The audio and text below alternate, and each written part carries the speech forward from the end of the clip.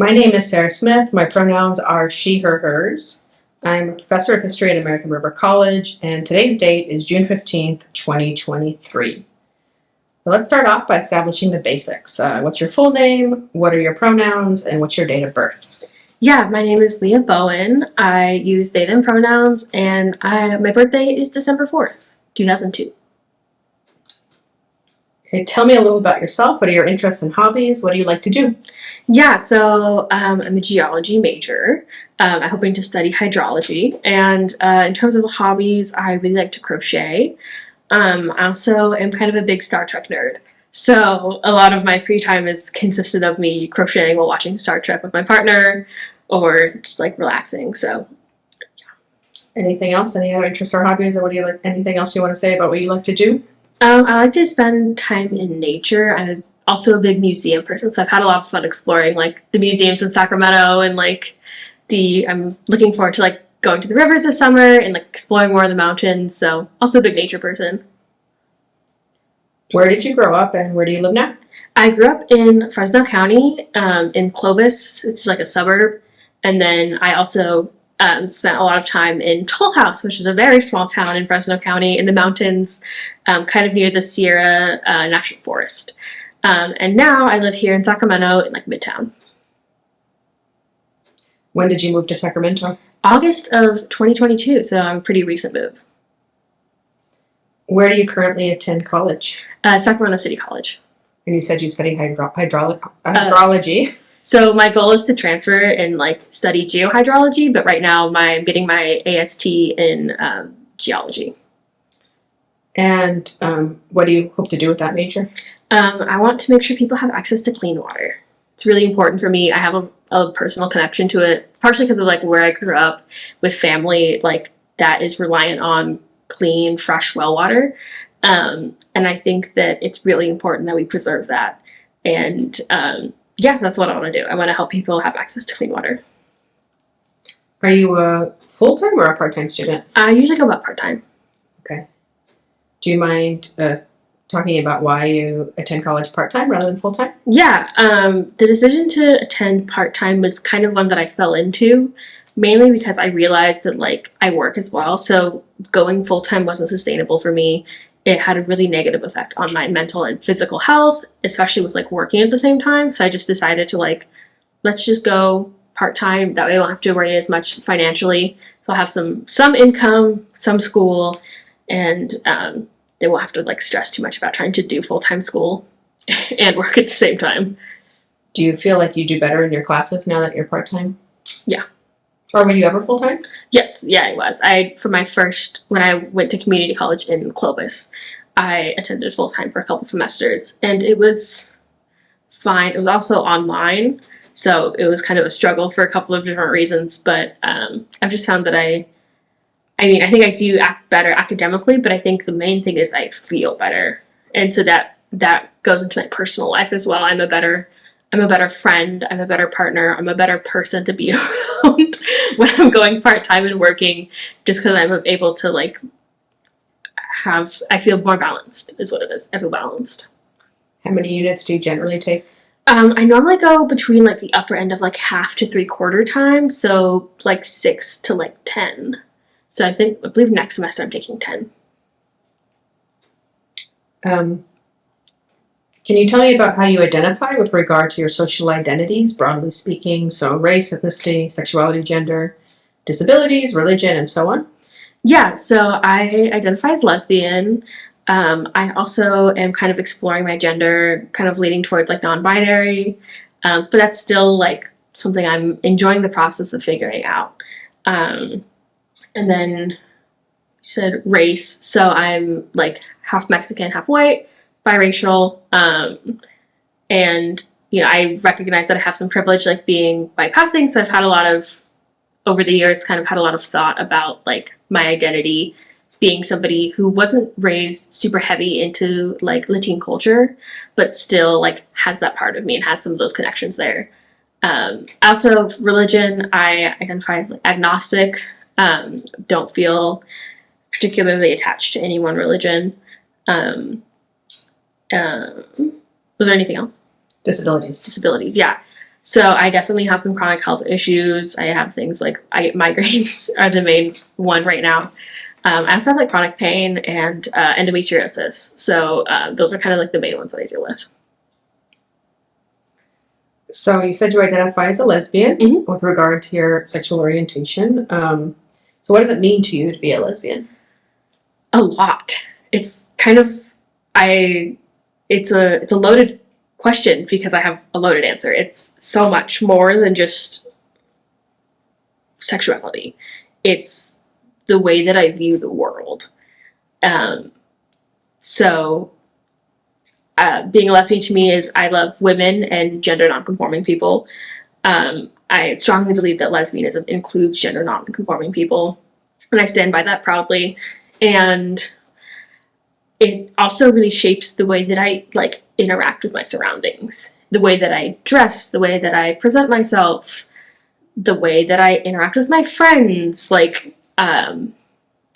It really changes your perspective when you take men out of the equation because our world is so centered around men's wants and needs, desires, and their perspective.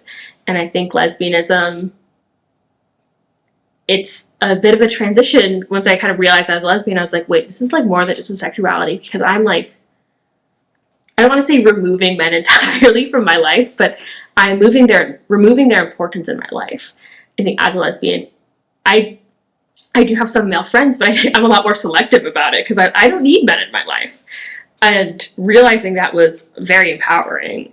And now I think the men that I do have in my life have very strong character, are very good people. And I've been able to have that unique perspective on like, what kind of men do I want to have around me? Because I'm not interested in one and having a relationship with one. So it kind of changes your social interactions a little bit. And really your perspective on life when you de-center men, it has a really powerful impact. So how is that empowering? Control. It gives you like autonomy because there's so much men have a lot of power and society is shaped around that. And I think that it's empowering to realize like I don't need to follow that. It's kind of counterculture. It's like I always joke around that like lesbian is punk rock because it's like it's a rebellion. Like it's a complete rebellion of like social norms. And I think that's kind of what's empowering is realizing like I don't need to do things for you. I don't need to do things for men. I do them for me. How I want them. How I dress how I want. I act how I want. I talk how I want. I look how I want. Not, oh, I might look more attractive to men if I did this. And it's so subconscious too. I think a lot of times people don't realize that. AFAB people don't realize that they have centered men in their life because I didn't. And I was like pretty young when I realized I was queer. And I think like people don't realize how centered men are in our day-to-day lives until you remove them from the equation. And then you have this new perspective of like, whoa, wait a second, we were totally focusing on them. Let me focus on me. So, yeah, it has a lot to do with autonomy and like control over yourself. Do you think it gives you sort of insight into American culture? Oh, absolutely. Yeah, 100%. I don't I think it has opened my eyes to a bigger picture of the patriarchy. Having seen like the impact of like not having a man in your life. Because like my partner and I live together and we're both like AFAB. And it goes down to the way that the maintenance guys treat us. Like that's not something you would like notice. You might not notice that in a heterosexual relationship, but when you're in a lesbian relationship, it becomes obvious the way that people treat each other, oh, like they're two, women, regardless of what we identify as, we're clocked as two women who live together and we can't do maintenance. We can't, we're too weak or we need help with these things. And it's like, but we don't. We're capable of doing these things on our own. So I think that there's just like little things and interactions that you realize when you decenter men that kind of become a little bit more clear. So you mentioned that how did you put it? You're leaning towards non-binary, or you are, how did you say it? I'm like exploring my gender. Okay. I am like leaning more towards non-binary as a label is kind of what I meant by that. Like I think the only real label that I'm married to is lesbian because I really identify with that strongly, and I kind of identify with lesbian in like from a gender perspective as well, because your perception of gender changes so much when you remove men. So I think that like, you know, the main label that I really stick with is lesbian, and then I'm exploring my gender, and the label that I tend to lean more towards is non-binary. Do you think you can elaborate a little bit on what that means, sort of leaning towards non-binary? What does that mean to you? What's the process been like? Yeah, so the process actually started when I was like pretty young. I'm 20 now. I was, I think, around 14 when I realized I was queer. I didn't identify as a lesbian yet, but I identified as queer, and I realized I was like I was having some feelings about gender, and I don't have a great memory of that period of time because of some things that were happening.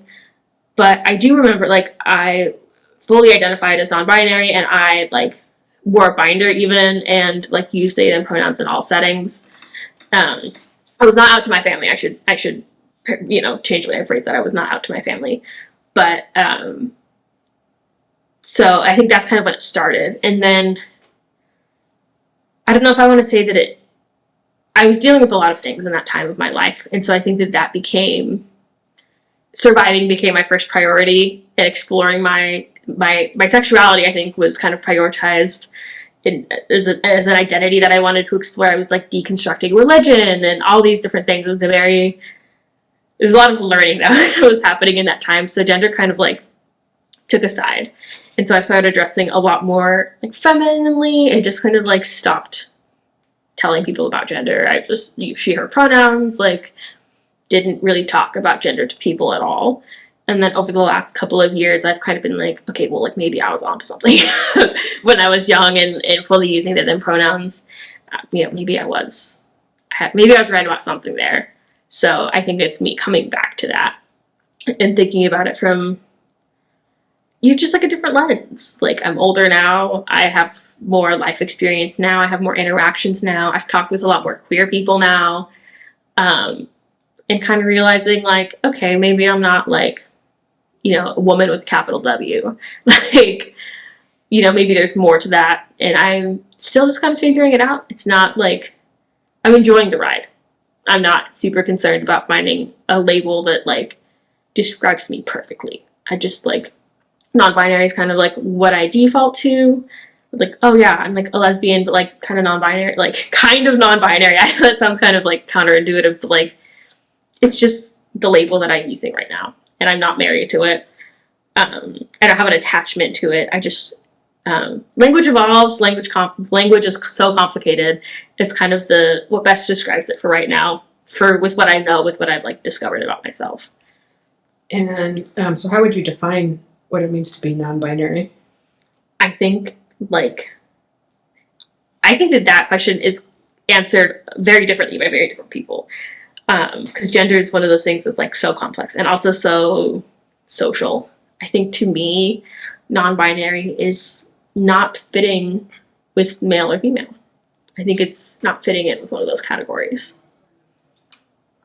So you said you use they, them pronouns. Can you explain why it's important for you to use they, them? Yeah, when people use they, them pronouns for me, it is a sign that they respect me, respect my identity, and that they cherish me for who I am, that they accept me for who I am. And it's affirming. It's really affirming. And, feeling that like affirmation is really important. So it goes back to like respect. So like I feel a sense of affirmation when people use they, them pronouns for me. And in using they, them pronouns for me, people show me that they respect me and that they care about me. And I definitely need to get better at telling people that I use they, them pronouns, because it's still kind of a struggle for me, especially in some professional settings, to tell people. I have a bad habit of avoiding the topic at all. which I know, like, you need to be introduced to people who use they them pronouns in order to like start using them and get more comfortable with them. But I'm still like kind of early in my journey of like coming back to it and just like enjoying the process. And I just think it's important because like it is respect, it is affirmation. It's I feel seen. I feel seen when people use they them pronouns for me. And so when you struggle with telling people that you use they them pronouns, what do you think is behind that? There's fear for sure. We live in a scary world, and I fear judgment. I fear navigating that scenario. Like I fear like a negative reaction. I fear that people think that my use of they them pronouns is going to reflect on my performance. I am just as capable as somebody who uses more traditional like she, her, they, them pronouns. And I worry that people will make judgments about me before they know me. So you think it'll have a negative impact, or do you fear that it'll have a negative impact on some of your relationships? Yeah. I like all my friends and people who aren't like close to me, I'm open about that. But I think that like in professional and academic settings, I have a harder time being more open about that. Or I'll just like I won't tell people and then I won't correct them. So it's kind of like it's coming from a position of like I'm scared that I'll be ostracized or viewed differently, or that somebody's political beliefs will not align with who I am, and that those beliefs will get in the way of respect. I worry that like people will not take me seriously, especially in STEM, because there's a lot. It's really like cis het white male dominated. It's like super cis white male dominated. I'm very out as a lesbian in like even like in work and like academic environments. I am still like pretty open about it. Like I don't hide it at all. Like I'm open, but I think that I'm worried that like adding gender on top of that is gonna be is gonna really alter the way that people view me, because I already feel like being somebody who is more femme in STEM and is openly lesbian, that already is like pushing the boundaries of some people. It definitely pushes the boundaries of some people, of what some people are comfortable with, even though their comfort doesn't matter all that much. I'm having a hard time, I'm still working on like prioritizing myself and like my well-being over other people's comfort of all things. Especially in regards to something like gender and sexuality. I don't think that somebody else's comfort necessarily needs to be a super big consideration when you're talking about yourself. So yeah, that's where I'm at.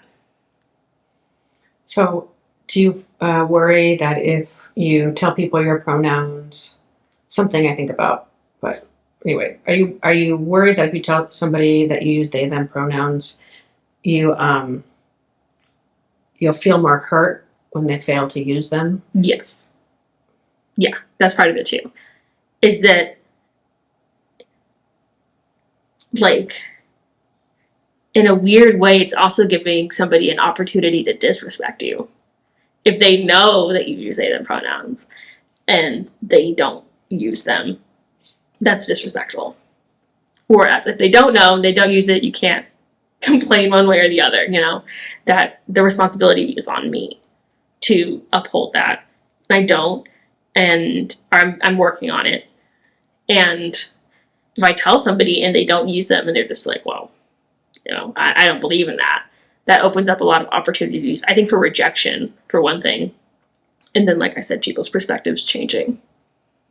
Well, even though gender identity is so personal, right, and it's really defined by how you define it, yeah, it's also very politicized. Yeah.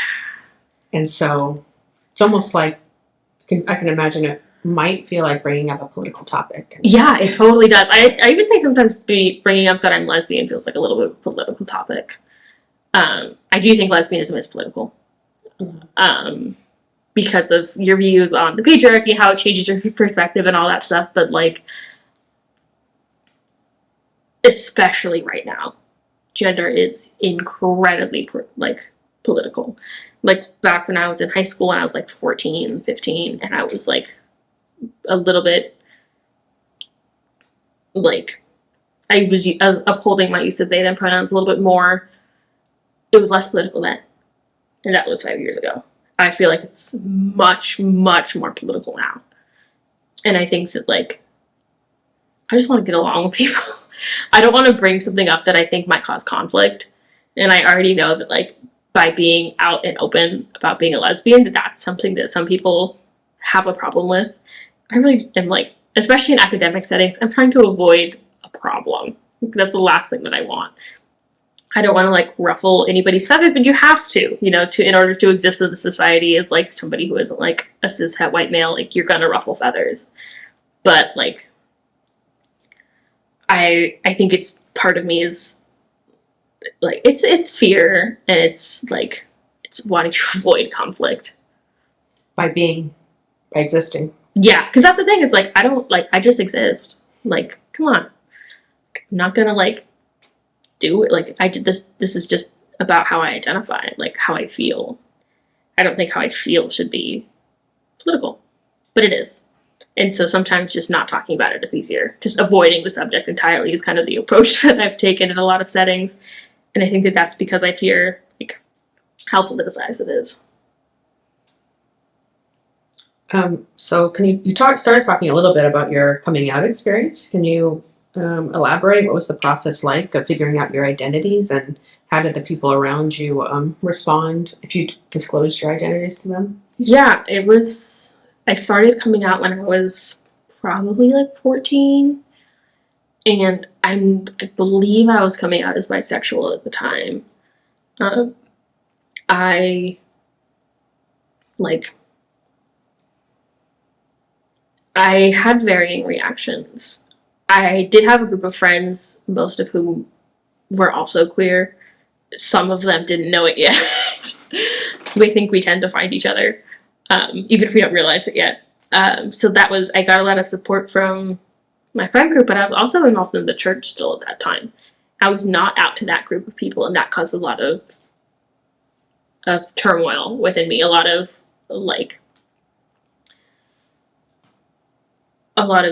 I think distress. Like it was really stressful being out to some people and not out to other people, and feeling like I really had to hide myself in some situations, feeling like I could be myself completely in other situations was really, really taxing. And like it takes kind of a lot of mental energy to balance all of that. I did end up coming out to my parents. My mom was more supportive than my dad was. He's a little bit more traditional than she is and always kind of has been. And my grandma was really supportive when I first came out. So she only really cared about me being safe. And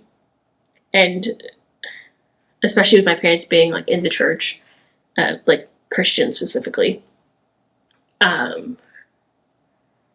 It wasn't easy, but I felt like I genuinely felt like I couldn't hide it. Like either they were gonna find out, or like something was gonna happen, somebody was gonna tell them, like, and it would get passed through until my parents heard, being at school with other people who were going to the same church and being more out at school, and then like also going to church, and then my parents having contact with like, obviously people in churches talk, like people in communities talk within their community. And so I was worried that I was going to like, I don't know if I wanted to like be found out. Like I didn't want to have to hide either, because that was a lot of work. It's a lot of work to try and hide yourself, and it's a lot of anxiety and like energy.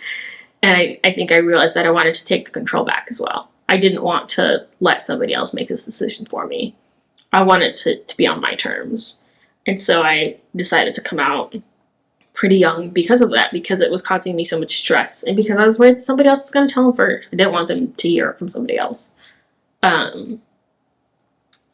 my mom's reaction was like, okay.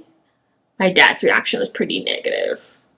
I did text my friends before my dad was told, and let them know that was happening, because I was a little worried I was going to get kicked out. And my mom ended up telling my grandma and my dad, so that did remove some of like my autonomy in that a little bit, which wasn't great. But she told my grandma without even telling me first, and then she told my dad. We had a conversation about that first. And my grandma actually, she didn't know yet at the time. She told my dad first, and then she told my grandma after, a little while after. And I remember she just like asked my grandma to like take me out a little bit, like during the day. She just like wanted me to be out of the house, right? So I remember we went to Target. And I like got back, and they had like had that conversation, and it was hard. And then after that had happened, and after a while, like I had talked to my grandma. I don't know if it was a couple years later. I don't know what the timeline was. I don't remember. But I talked to her, and she was like, yeah, I remember you were acting really strange that day. I knew something was wrong. So she knew that there was something up. She knew that something was up. She didn't know what it was, but she knew that something wasn't right. And yeah, I got back home, and I kind of like asked my dad what he thought, and he was like, I don't know. He was really, I think, torn up about it. I could tell that he was making the face of like intense thought. He was thinking, and it wasn't positive thoughts. It was very serious. It was not a happy moment. It was contemplation. It was questioning. And after a while, I don't remember if this was the same day that I came out, or what the timeline of this was. It's like kind of a little bit blurry. Because a lot was happening during that. On top of my coming out, a lot of other things were happening in that timeline. Just like that era. I always say like 8th grade was like the worst year of like that I've lived so far. It's like, well, at least it's not worse than like 8th grade, you know? Like that's kind of the year of hell for me. And I remember going out onto the porch and asking him, like, would you walk me down the aisle if I married a woman? And he thought like really hard about it. And he goes, I don't know. Maybe if you wanted me to. That was like, because all I wanted was like affirmation. All I wanted was him to say, of course. Like, even though his reaction wasn't like, no, you're going to hell. It was like, it was still not like what I wanted in that moment. Because like I said, I was going through a lot during that time. Like I had, 2 sets of grandparents. My dad's parents had moved in with us, and his mom and like stepdad, because his dad died when he was pretty young. But so my grandma Mary, my grandpa George, like moved in with us in December, like 3 days after my birthday. It was December 7th. My dad had spent a couple of months building an addition onto our house because my grandpa had dementia, and it was getting really bad to the extent that it was negatively, really, really negatively affecting my grandma. So like she was starting to get sick, and it's a relatively common occurrence for a caregiver to pass away before the person that they're taking care of, because of the physical toll that taking care of somebody, especially somebody with dementia or memory loss, entails. Yeah, so like taking care of somebody with dementia is a really huge task. And so my dad built an addition to the house and then moved them in on December 7th. And I'm like 14 at this point. I'm in 8th grade. I essentially watched my grandpa like die, kind of. He moved in on December 7th. He died on January 7th. So he lived with us for exactly 1 month. And it was the longest month of my life. It felt like a year. And like, it was hard. And while all of this is happening. I'm like realizing my sexuality. I'm realizing that I don't want to be in the church. I'm realizing that like by being queer, I'm going to be ostracized by a lot of my community. I like realized that my parents might not accept. I was thinking about my parents might not accept me. Like a lot was happening. I was also started dealing with a lot of mental health struggles at this time. I started like self-harming when I was in like 8th grade as well, because there was so much stuff happening and I didn't know how to cope with it. And then of course, you know, my grandpa moves in and then dies. And that was like, I mean, I don't mean to laugh and like make it lighthearted, but it's kind of how I cope with it sometimes, is like, it was insane. So so that's happening too. In the background of all of this is a man who is slowly losing his grip on reality, who is losing his sanity, passing away in our home, and then like dealing with that. And now like I remember the night that he died. Like it was crazy. And those are some of the only memories that I have from 8th grade, from that kind of year, that time of my life, were of him, like, of me being incredibly depressed, me being fearful because of my sexuality. I was worried my parents were going to reject me, that I wasn't going to have any friends, and then worrying about how much longer is my grandpa going to live? Because if he keeps up, my grandma's going to die. Because she was getting sick. She was very sick when she first moved in with us because of the toll that like having him there was taking. And then closer to the end, they started taking like swing shifts essentially at night. My grandma, my mom, my dad, I'd hear them like walking down the hall at night really late because they needed to sleep, because he would be up at all hours of the night. So there's just a lot of stress happening at this time, like an incredible amount.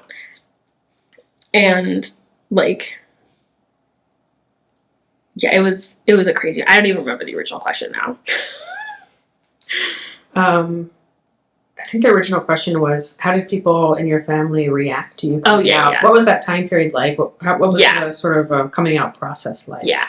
So, you know, that's kind of set the scene, is that all this crazy stuff is happening in the background, and then I'm starting to come out to people. So it was probably bad timing, but it was necessary timing. And so my grandma that lived with us actually didn't know until I started dating my current partner. I think she had an inkling. And then my other grandma, my mom's mom, she knew and was very supportive. I also have an aunt who is lesbian. And so I think that's my dad's sister. And he's very conservative. So I think that caused some like turmoil within him. Because I knew that she was ostracized when she came out, that he didn't attend their wedding, that he was proud that he went down to Bakersfield, where she lives, and talked to her and said, I don't want to go to your wedding because I don't believe in it. Essentially, what do you mean you don't believe in it? It's happening. You can't not believe in something that's happening. But okay, you know, he didn't believe in the concept of gay marriage, and he was really proud of that he like went down and like bought her lunch. Obviously, that was incredibly insulting to my aunt, who I've since had conversations with, and also didn't know that I was queer until I started dating my current partner. Because we were kind of intentionally like separated. My dad, I don't think, wanted us to be in cahoots. Because then, oh no, 2 lesbians, you know, teaming up on him. But yeah, so it was a very mixed reaction, because I knew that my extended family was going to be supportive. I knew that my aunt was both of my aunts were going to be supportive and all that stuff. And I knew that my grandma was supportive, but my parents were not safe for me. Why was that? Why were they not safe? You mentioned that they were part of a church, but you didn't say that much about that. Yeah,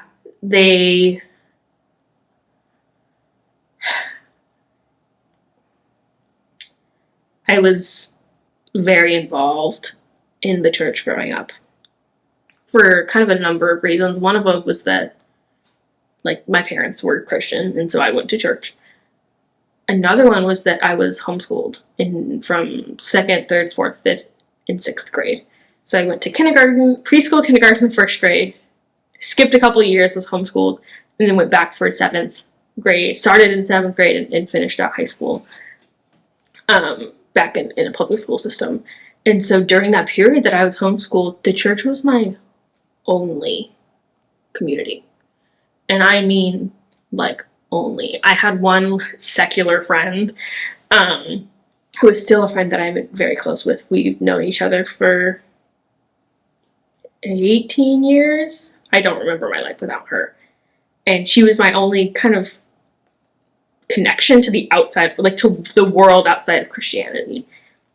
Keep in mind, we're in like a very Christian homeschool group, so like I didn't learn about evolution until like 7th grade. I didn't even like I was familiar with it, but it was like creation, like, you know, the earth was created 7 million years ago. Okay. Or 7,000 years ago. I'm like, okay, it wasn't even created 7 million years ago. That's kind of a stretch. You know, like it's much, you know, obviously I learned things now, but that was literally my whole world was church on Sundays, was youth group on Wednesdays, was park hangouts with other religious homeschool kids. And I don't have any siblings. I have a half brother.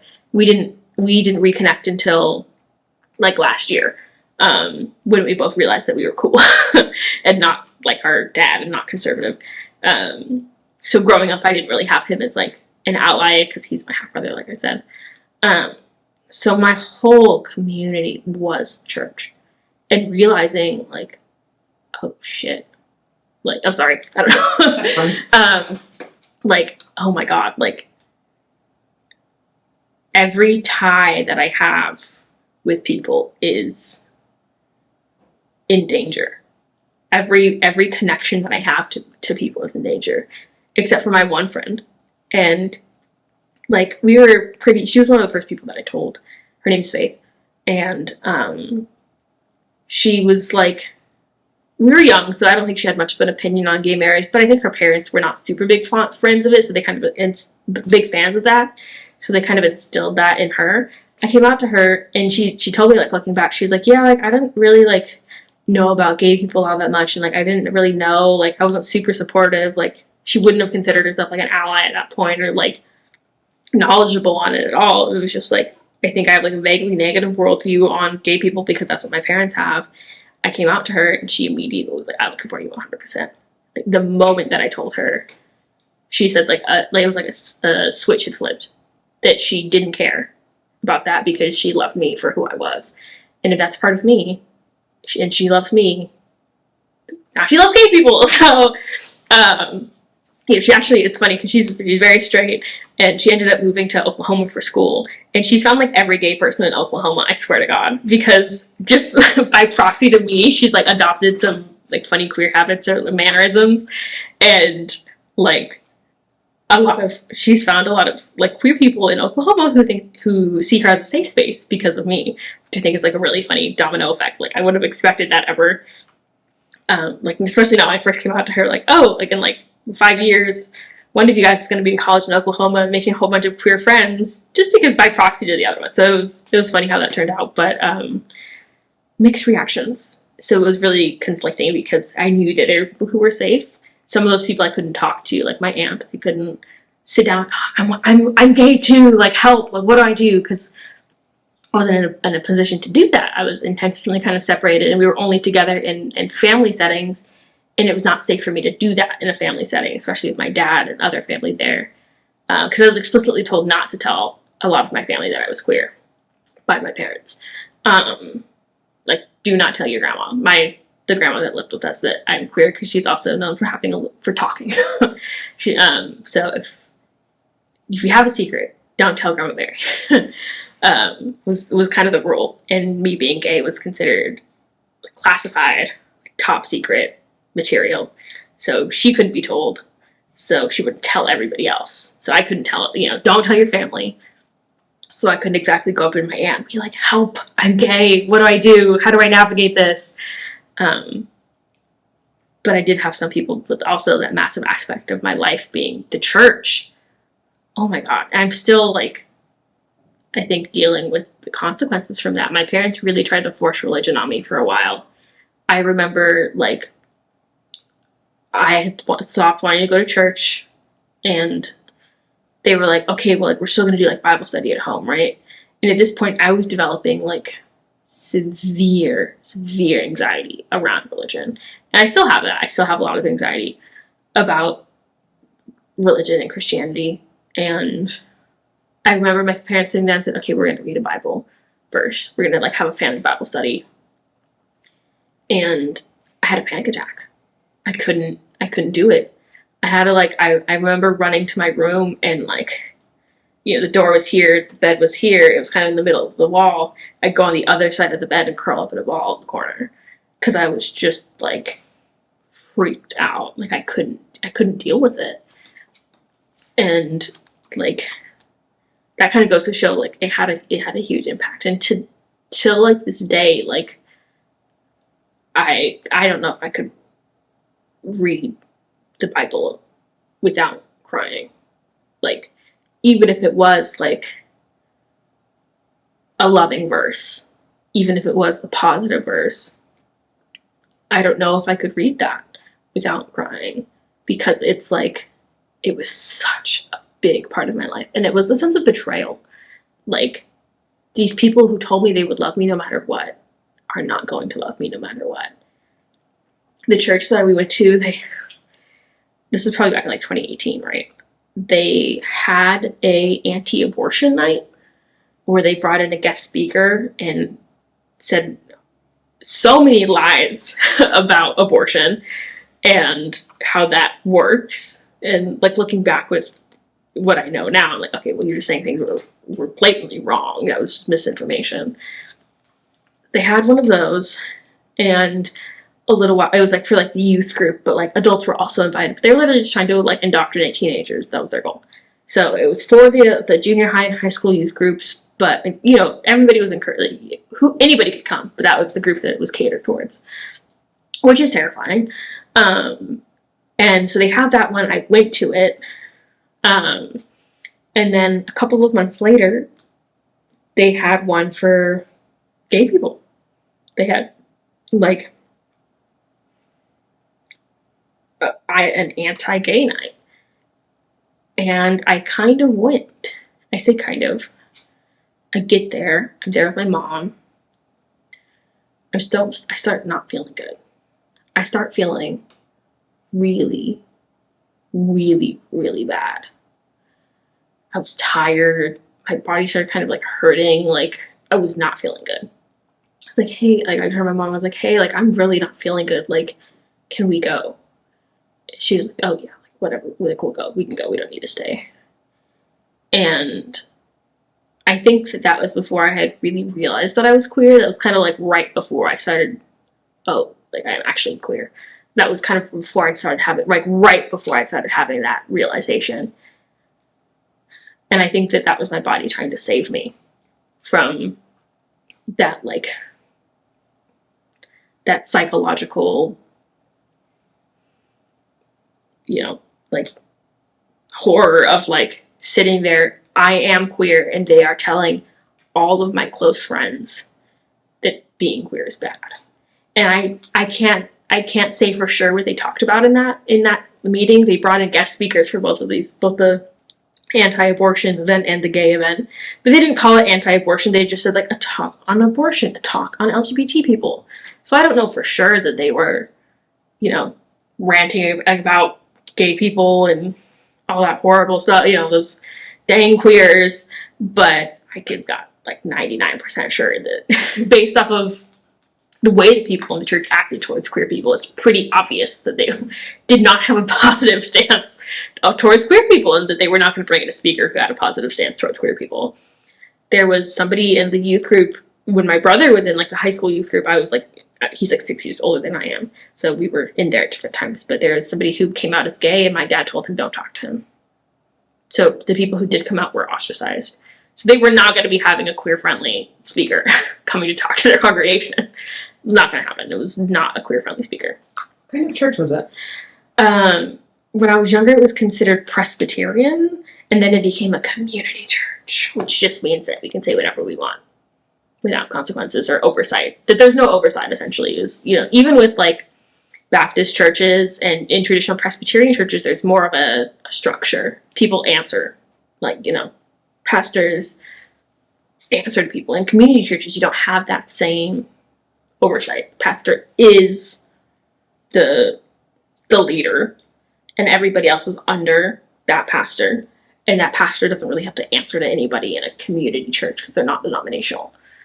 Was it evangelical Christian? It's essentially evangelical. Like the beliefs align very, very clearly with evangelical beliefs. They just didn't call it that. They called it community church. For a while, we were a Presbyterian church, but we welcome everybody. No, you don't. That's a lie. You don't welcome everybody. There were a lot of minorities in that church. Very white church. And like the women were not allowed to be leaders in the church. Women could only teach the Bible studies. The gender roles were very, very rigid. There's a large homeschool community within that church. And like all the kind of homeschool kids were like connected, even if they went to other churches, we all knew each other. And like very much so, if you're a woman, be submissive. Listen to your husband. Your husband is in charge of you. You don't have autonomy. Like, I mean, for lack of a better phrase, beat your children. Like, what is it? Save the rod, spoil the child. Like, that was very much so the belief was like corporal punishment. It was men are the head of the household. Women weren't always necessarily looked down upon for having a job, but they were encouraged to be a homemaker and be a housewife and homeschool their kids and be tight-knit in this little group, and you're warriors for Jesus. And everybody who doesn't believe, even your friends, your family, anybody who doesn't believe in Christ is going to hell. They're going to burn for eternity in hell. So very fire and brimstone. Which is why I kind of call it more evangelical, because it doesn't necessarily match some of the, congregations that focus more on things like loving other people. It was very, which is kind of the whole point of the religion. And instead went with the people who don't believe in Jesus are going to hell. Gay people are going to hell.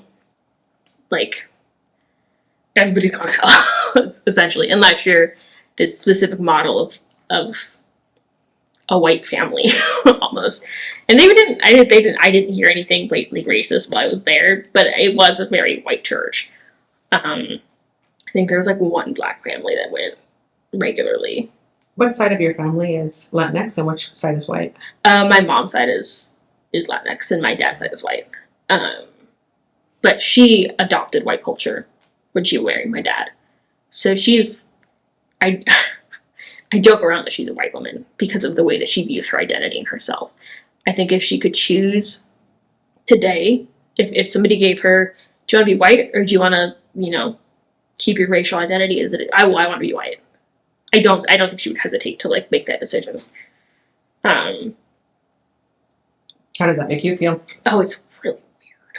Because for me, my main connection to that culture is obviously through my mom, but she's got this white woman complex where she acts like one and she views the world like one and she thinks that she is one, kind of. I mean, it's kind of hard to explain until you meet her. And everybody who has said oh yeah, my mom might not be white, but she's kind of a white woman. And then they meet her, they're like, oh, I get what you're saying now. She got the same worldview, the same perspective of a white Christian housewife, but she's not quite a white Christian housewife. She's completely removed from the culture. And I mean completely. And has no interest in connecting to it at all. I feel like sometimes she would actively avoid it.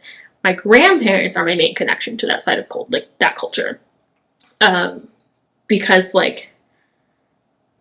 little things like my grandma making sure we watched Dora the Explorer instead of because they taught Spanish. So she wanted me to know that, and my grandma was kind of the one who explained race to me a little bit.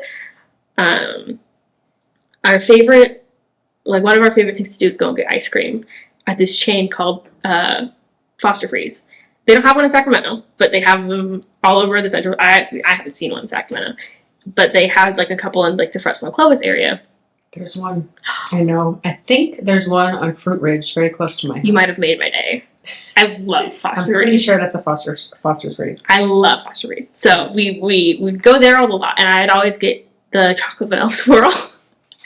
And her way of kind of explaining race to like a 5-year-old was, your dad's the vanilla, your mom's the chocolate, and you're the swirl. Which is very, very, I was like 5 at the time, so that was, I get it. So they come together and they make something in between. The more you eat it, the more it mixes. Yeah. Yeah. So, I think that was her kind of way. She was the only one who really talked to me about it, too, who only, like, acknowledged that I had this, like, part of my identity that, like, I wasn't all white. She was the only, like, her and my grandpa were the only ones who noticed that.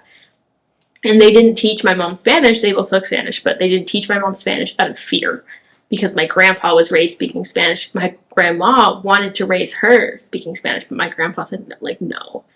I was bullied relentlessly and was not allowed to speak Spanish growing up. And he had, like, an accent, and that was very detrimental for him. So out of fear of, like, discrimination and racism, he was like, let's not teach her Spanish. But then... And she was still, like, immersed in parts of the culture growing up, but as an adult, I genuinely think that marrying my dad was a tipping point for her.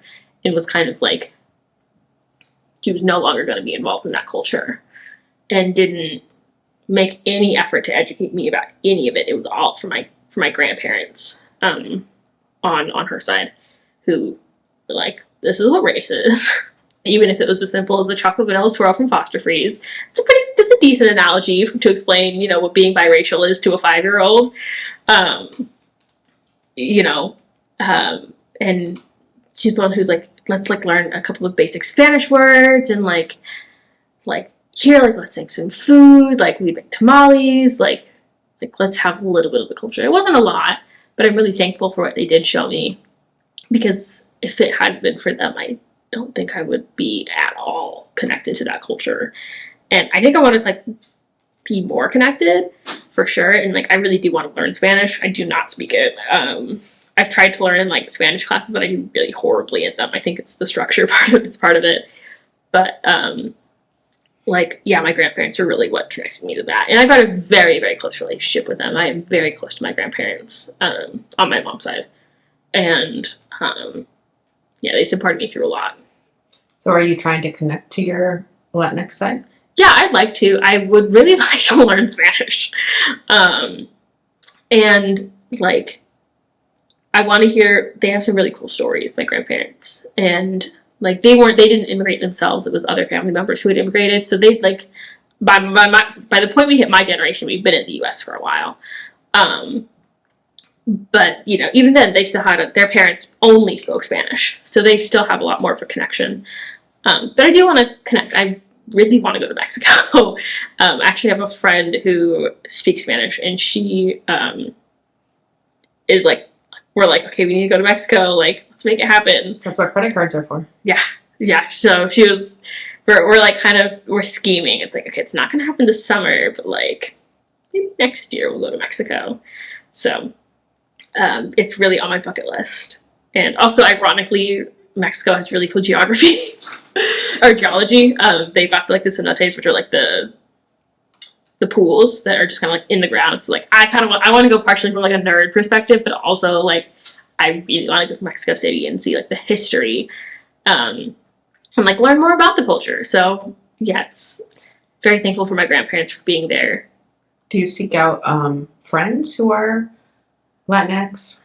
I don't. I kind of stumbled upon a friend who is also biracial, but her dad is Mexican and her mom is white. So flipped. But I really have been enjoying our friendship because she has reconnected a little bit more to the culture than I have. And I think it's really encouraging me to like see somebody who's doing it and is enjoying it. And it's like, oh, I can do it. Like, it's possible. Like, I can reconnect and do that respectfully while still like acknowledging my privilege as somebody who's white passing, who hasn't really experienced like racism and discrimination because of the fact that I am white passing. And so I think her and I have like had some cool, like, have it have kind of I think I've grown in our friend in knowing her, um, in regards to like my racial identity, because she's more connected than I am, and it's kind of it's like I wanna not mirror that, but like I want to take inspiration from what she's done and apply that to my own life. Our political culture is very anti-trans, anti-queer, but it's also very anti-brown and anti-immigrant. Yeah. And being somebody who's biracial, who's, even if your family, your mom in particular, is disconnected from what it means to be Latinx, and you're trying to find that connection. Yeah.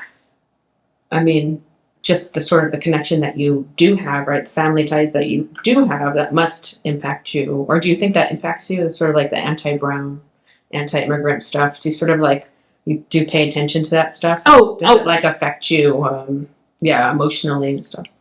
I don't think it affects me emotionally as much as it does other people, and that's, I think, because my family has lived in the U.S. for so long. So I don't have like a personal connection to, I don't know how, like, my direct family, the family that I'm connected with, didn't experience issues with immigration. They were not immigrants.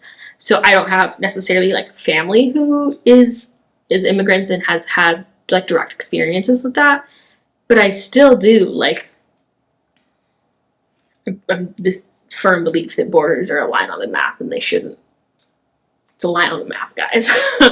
And I'm very like pro-immigrant. I staunchly believe that immigrants belong in America. And I believe that the foundation of this country, while there are many aspects of it that I don't agree with, I think that immigration is this, like, what upholds society. I think that immigrants, I'm also from the Central Valley, so I also got to see firsthand, like, so it's the immigrants who do the hard work. Those are the people that are putting the food on our plates. Those are the people that are working in the fields when it's 105 degrees outside. Those are the people that make, like, California Bread Bowl. Like, that group of people, those immigrants, those are the ones who feed us. And so there's respect there. And I think growing up in the Central Valley, you go one of two ways. You hate immigrants or you like really respect them. And I, obviously really respect them, but I do think there's a lot of anti-immigrant like sentiment that is there. Like, I still do recognize that, like, that very easily could have been my family. And I think part of it just from like a human rights perspective that I'm very pro-immigrant, that I think that ICE should simply like not exist. I think it should be abolished.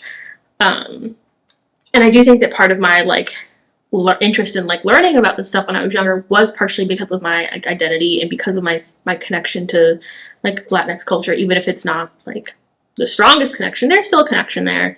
I think realizing like, why are people treating this group of people differently? Like, they're just like my family. Like, that could have been my family. And like, I'd say pretty confidently that I've like never really been on the receiving end of that type of like discrimination. But it's still like, especially the like anti-Mexican specifically sentiment that especially came out during like, Trump's presidency. That was like hurtful because it was like, so these are just like people who are trying to live.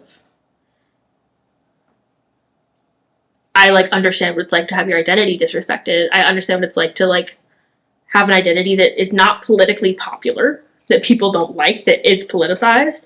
And so I felt a lot of like sympathy for, it's like, I will never understand what you've gone through, even though we have a connection to the same culture. I will not understand what you've gone through as an immigrant, as somebody who's first gen even. But empathy. I can still understand what you're saying. So sort of circling back, as you were coming out, where did you, well, I guess two questions. Where did you find support and affirmation? Mm-hmm. Actually, just one question. Okay. Where did you find support and affirmation as you came out? People that weren't in the church. Okay. To put it, I mean, briefly, like, it's people who weren't in the church. My best friend, Faith, who I mentioned earlier, she is a big support for me. My friends at school were a big support for me. I think I wasn't super involved in online communities. I was a little bit of a lurker because I didn't want to like talk to actual people online that were like strangers. Um, but seeing people online who were out, like YouTubers or like just like anybody who was like openly queer online in any sort of online space, that was where I found, okay, so people do actually exist. Yeah. And you mentioned earlier that your grandmother was supportive. Yeah. Was she associated with the church? So she was raised Catholic. But once the things started coming out about priests and their bishops and their horrific things that they did, she made a stance and she said, I will never call myself Catholic again, as long as that is still being allowed for the church. So she doesn't call herself Catholic anymore. I think she still identifies as like kind of Christian, but she doesn't actively go to church. And she is very much so the love people type of Christian. That is what's most important.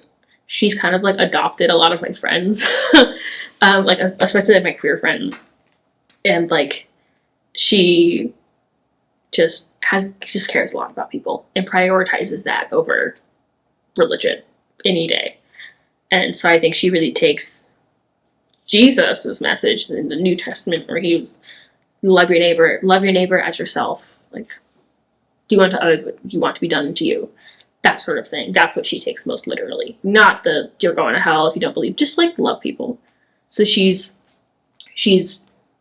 I think she just kind of calls herself Christian. I think she's might go to Christmas services once in a while. I remember like her coming a couple of times when I was younger.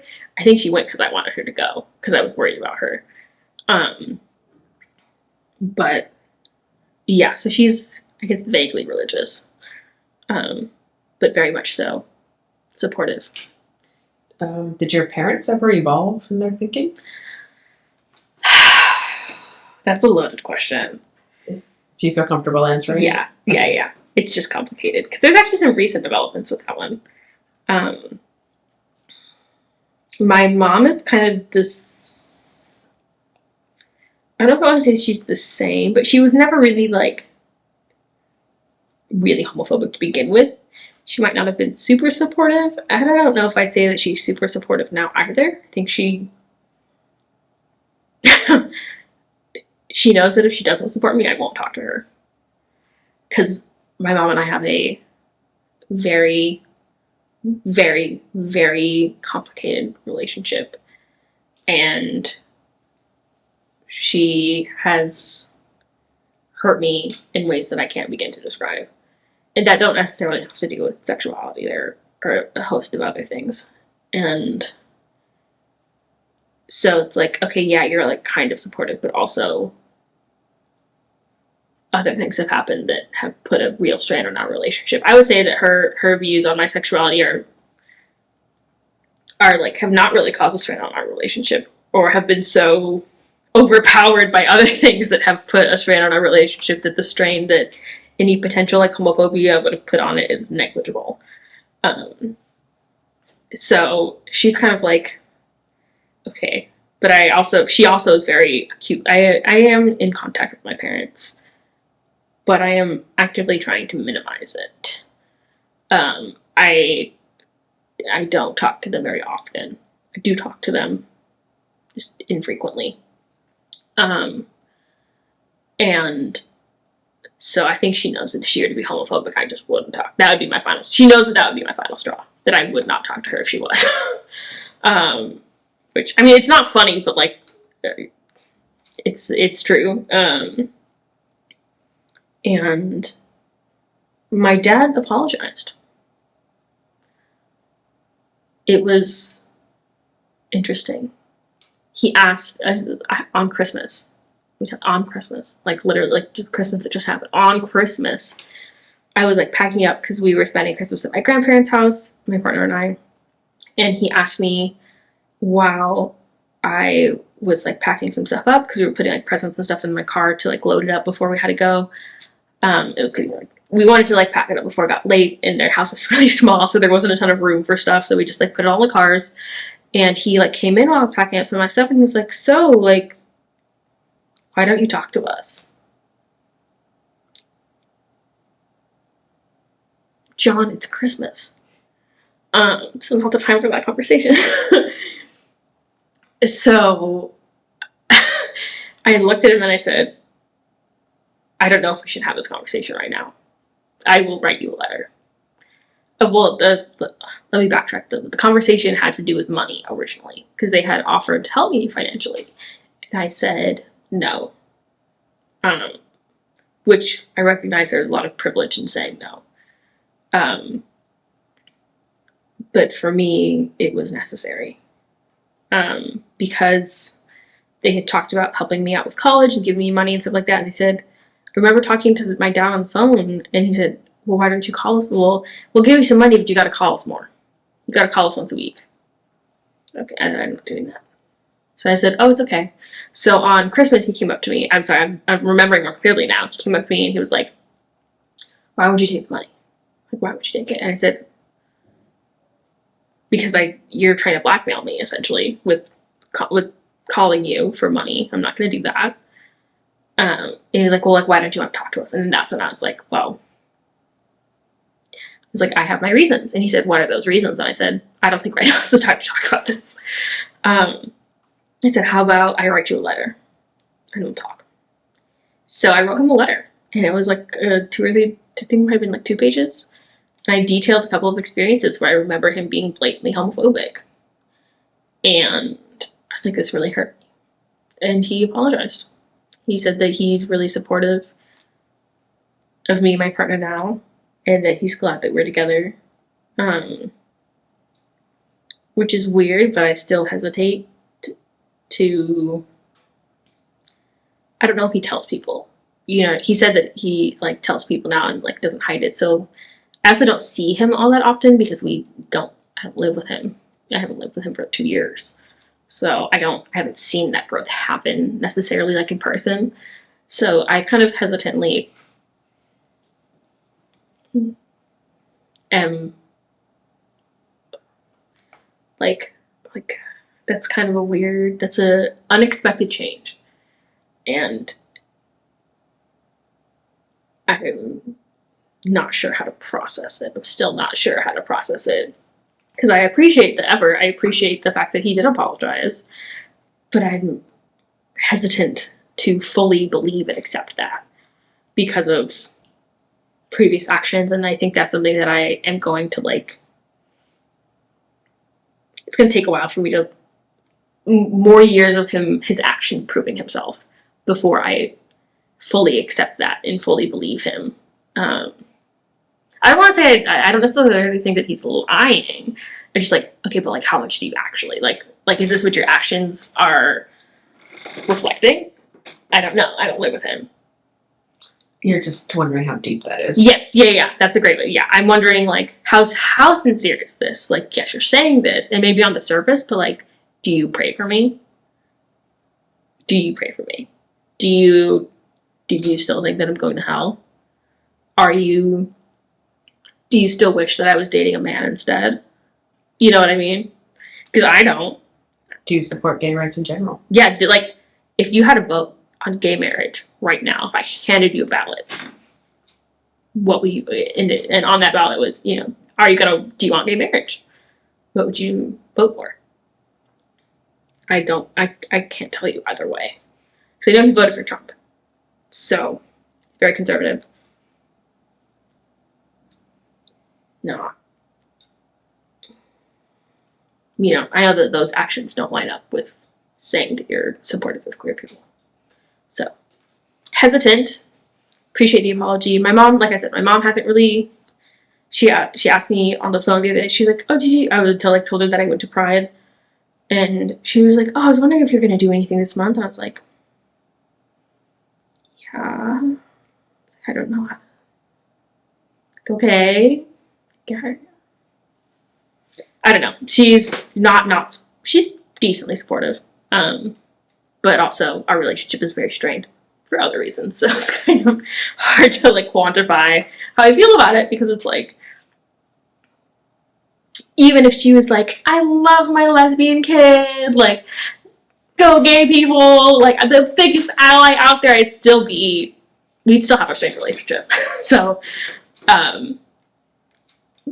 it's harder to quantify. So, anything else you want to say about that before we move on? The next question I have is about disability. I don't think so. Did you have any more questions for me? Well, there's always more questions I can ask, but I think I'll move on to the Okay. next one. So you mentioned having migraines. Did you say endometriosis? You also have PTSD. Mm-hmm. Can you talk a little bit more about how those disabilities impact you? Yeah. I think I'm working on a lot of internalized ableism, for one, as like disclaimer. I'm still in that journey. I have a hard time calling myself disabled, even though migraines and those are disabilities. Those are disabilities. But I have a hard time, and I reckon that's just internalized ableism. And I'm working on looking at that and examining that and digging deeper into that. But that's where I'm at. So I think migraines are the ones that affect me most. I actually just like yesterday had an appointment with my primary care doctor, who is fantastic, and she referred me to a neurologist. So I'm gonna get to go see a neurologist finally. I started having headaches. We backtrack a little bit to explain why I'm just now seeing a neurologist. I started having headaches probably 4 years ago. I went to my GP in Fresno, and she referred me to a neurologist. There is a neurologist shortage in Fresno. I had never gotten an appointment, never heard back. And I was not in an emotional space to deal with that, because I have a lot of medical trauma. And some of that has to do with my mother. It's really complicated. So I was not able to, I've handled most of my own medical stuff since I was like 16 or 17 because of issues with my mother. So I was not in a place to deal with that. And I did not want her to deal with that. So it didn't get dealt with. And my primary care doctor didn't really feel comfortable. She didn't really do anything. And I don't know how much she believed me. I don't know how much she understood the severity. At one point, I remember documenting it, and I counted it out. I had over 40 headaches in about 70 days. It's a lot of headaches. Don't think all of them were migraines, but I had, head pain on those days, which was a lot of days to have a headache. A normal amount of headaches is none. So learning that blew my mind a little bit. Learning that a normal amount of headaches is none. Yeah. I was like, wait, what do you mean? This isn't like something that happens to everybody all the time. No, you should not have headaches. You shouldn't. That new information for me. So when I moved here to Sacramento, I was really, one of my first priorities was finding doctors. Was literally, I'm going to find a GP. I need to find a gynecologist for my endometriosis. And I need to figure out what's going on with these migraines, with these headaches. So I had my first appointment with my GP in like October of 2022. And I absolutely have a fantastic medical team right now. And she is fantastic. She said, alrighty, let's get this started. Let's give you what they call an abortive, which is one that'll stop your headache. Tried that. We messed with the dose around that one. Didn't end up working. After a little while, she said, all right, let's go ahead and get you on a preventative. She had me track them for a little while. And so put me on a preventative, and I'm still on that. And that has helped. It hasn't completely stopped them. And the abortive didn't work, at all. So I just actually had an appointment earlier this week. So I switched over. So I'm now on a new abortive. And my dose for the preventative got raised a little bit. And she said, okay, it's time for us to refer you to neurology. Because she wanted to, and I really appreciate that she did this, she wanted to see if it would be an easy fix.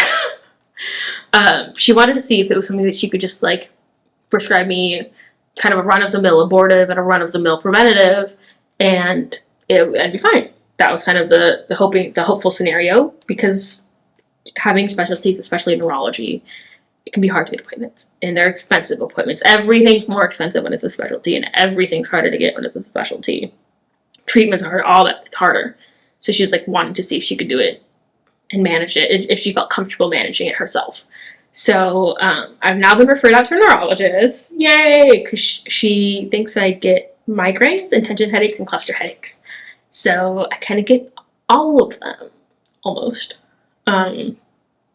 So she was like, yeah, this is complex. It's not responding to this kind of like initial basic treatment, because that would have been what the neurologist would have done anyway. Probably would have put me on the same exact medications. So she just did it, saved me a trip to a specialist and probably like $100 in fees, that come with seeing a specialist. And she said she's going to help me continue to kind of manage my migraines and continue to like prescribe me this medication. We tried a new abortive that I'm going to start trying next time I get a migraine. And in the meantime, she's going to help me out with all that stuff. And then I'm going to get to see a neurologist. I also have done like trigger point injections in my neck. That actually helped a lot. I'm going to get more of those. I'm going to set up an appointment to get more of those later, as soon as I can, because those helped. So I am seeing I really like my GP. I really appreciate that he didn't just send me to a neurologist immediately with no care. I appreciate that she tried, because, like I said, specialists are difficult to get and can take a long time. That's why I never got treatment for 3 years while I lived in Fresno, because I didn't get to see a neurologist, so it just didn't happen. So I'm glad that I was able to at least I've begun the process. I've eliminated one medication. The preventative is kind of working, so that's a good sign. So we've started the process now, and it's been really amazing to finally to weight off my shoulders, to feel I'm getting help. I'm getting care. When are you going to see your neurologist? I haven't gotten an appointment set up yet. I think the appointment was literally yesterday, so I haven't had time to get the ball rolling on everything. I'm probably going to make some phone calls tomorrow because I have Fridays off. But have you had any brain scans? That's actually kind of a loaded question. Oh. I have had a MRI of my brain before I developed headaches, upon my mother's request. Is that something you want to talk about, or sorry? You don't have to if you don't want to. Probably not. Okay, it's kind of a lot. It's a wormhole. It's a big rabbit hole. It'd take the rest of our time together to get into why that situation. So if you want to set aside another 2 hours to talk, then we can include it. Nothing for your migraines. Nothing for my migraines. Yeah. But I have had a brain scan previously, unrelated. So yeah, I'm finally going to get to see help, and I probably am going to get another couple scans and everything like that to make sure everything is how it's supposed to. She did a neuro exam on me, which is just where you test your reflexes and make sure that everything's okay. Everything came back normal, so she wasn't suspecting a tumor or anything like that, because she did the neuro exam just to make sure that it wasn't oh my god, you need to go see a doctor right now. So all of my reflexes are working fine, and that's how they test. And if your reflexes are working bad, you need to go see somebody right now, because that means there could be a tumor. So my reflexes were great. I passed the neuro exam with flying colors, so that kind of meant that it wasn't an emergency. It did not need to be. It was not an oh my god, you need to go to the neurologist right now situation. It was okay, we can try and figure out what's going to help and not send you to the ER. So how does this disability and then your endometriosis, how do those physical disabilities impact you on a daily basis? How do they impact your work and your school? They make it hard. They make it difficult. It's part of the reason why I go to school part-time instead of full-time. It's exhausting. I am tired all the time. And I mean all the time. I'm exhausted right now. I was exhausted when I woke up this morning after getting 8.5 hours of sleep. I'm probably going to be exhausted tomorrow. I was exhausted last weekend. Exhausted every day during the week. I'm tired. And then I'm in pain. And that takes up energy emotionally and physically. It sucks joy out of your life. In some cases, you want to do something and maybe you do it, but you're miserable when you do it. Or, and like, I've learned how to deal with it. I do sometimes call out of work for migraines, but I know how to work through them. I've worked here with migraines. If you ever see me with sunglasses at the office, it's because I've got a migraine. Um, so, I've learned to cope with them. I've learned to cope with pain. It's not fun. I wish I didn't have to, but I do. Because there was a point in my life where I let pain kind of consume me, and it was horrible. It was miserable. So I fight through it. I don't let it stop me. Sometimes it slows me down. If I have a cluster headache, that will stop me in my tracks. I cannot work through those. I cannot do anything with those. They're one of the most painful types of headaches you can get, and it feels like you're being stabbed with an ice pick. And I mean that in the literal sense. They're so bad, people sometimes bang their heads up against a wall. And I haven't figured out anything else that helps them. So they usually last a couple of hours if I have an episode of a cluster headache, and that is a couple of hours that I will spend in agony, like 9 out of 10 pain. And I went to the urgent care for it once, and they gave me a shot of Toradol, and it didn't really do much. They don't know why. Like, doctors don't know why they happen or what makes them happen. So they're just kind of a thing that some people get, and I'm one of those unfortunate people. They don't happen very often, but when they do, they are draining. Like, I have to stop what I'm doing. Like, I cannot drive. I cannot walk. I am a fall risk when I have a cluster headache. I cannot look at light.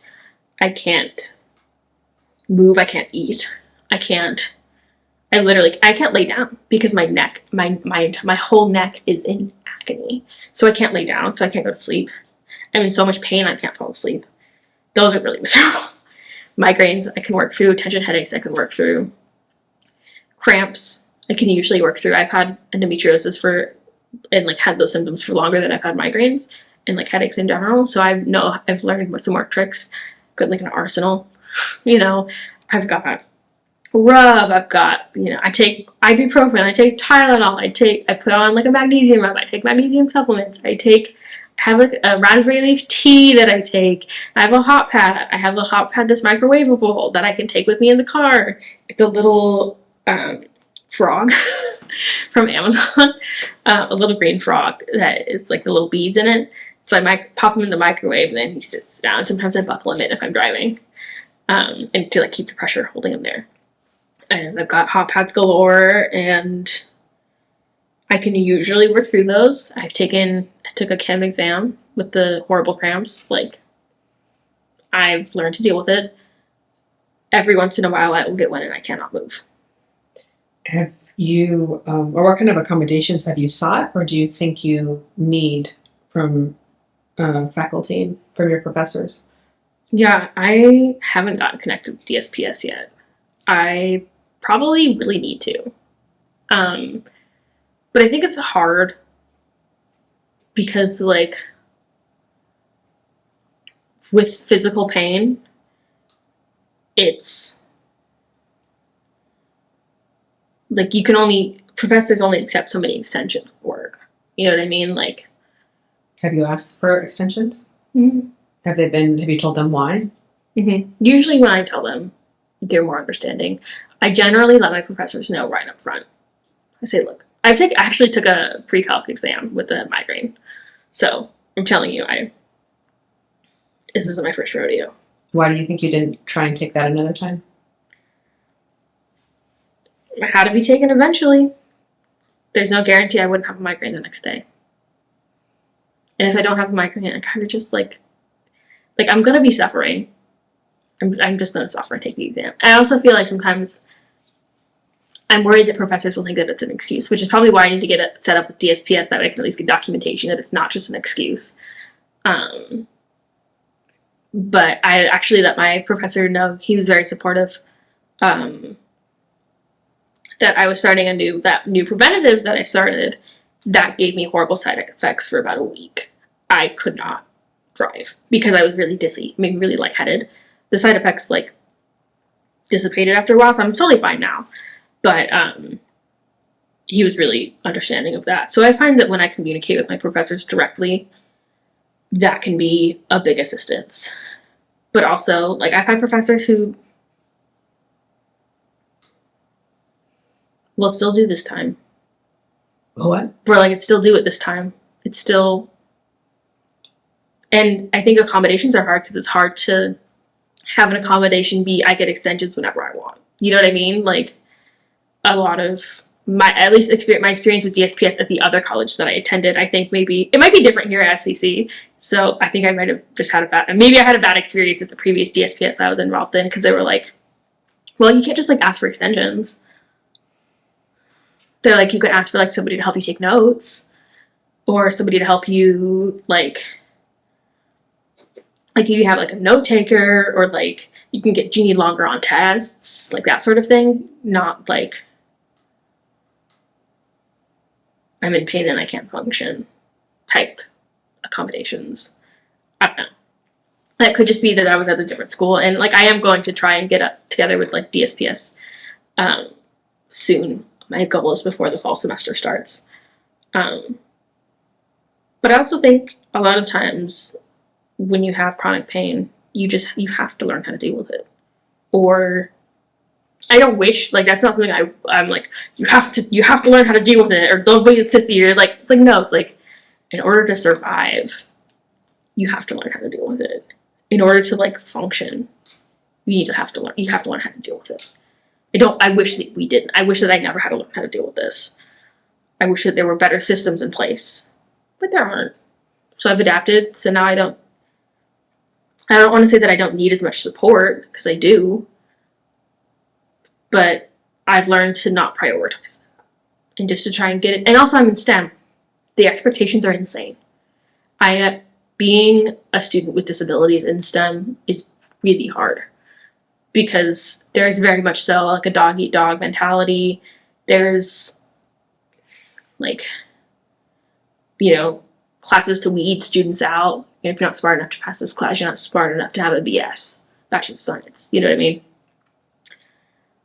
I think it's a really toxic mentality, but like that is the mentalities. If you're going to be in STEM, you need to take those difficult classes. Things are going to be unnecessarily hard, and they have to be. But so I've had to learn, I think, how to deal with it. And I think part of that is the mentality of being in STEM. You mentioned that you have CPTSD. Yes. How does that affect you on a daily basis? More brain fog, more exhaustion. I have a lot of sensory issues. I've always had sensory issues, but I think I have some more specific ones now.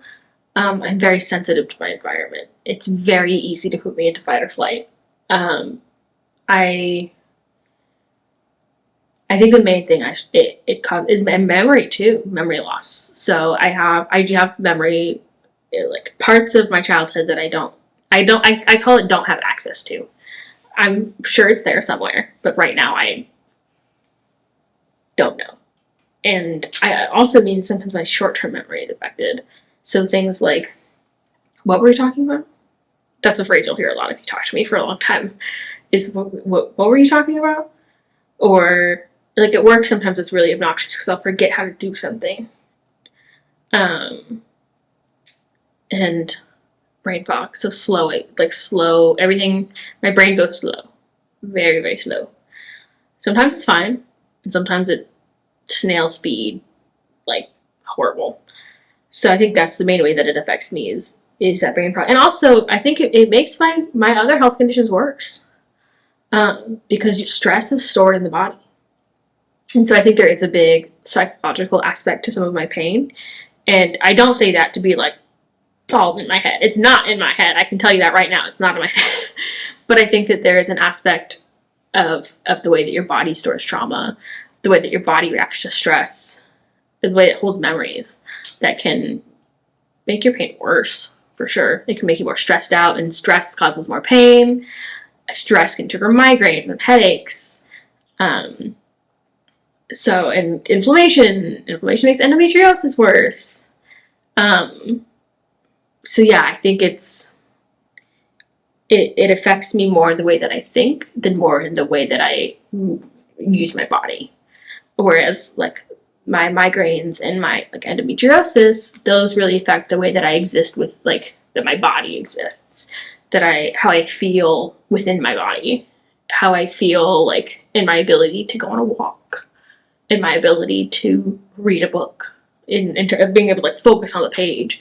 Whereas the CPTSD is more my ability to recall an event, my sensitivity. Part of that is like goes back to the religion. Like I can't read a Bible verse. Like I can't do that, or I will have an anxiety attack. That's tied into the CPTSD. And so is like when I lived in Fresno, there were certain cars that I'd see that would trigger me, that would put me into, and not trigger, they put me in a fight or flight. I'd tense up when I saw a certain car, things like that. My stress response is really out of whack. I get really stressed.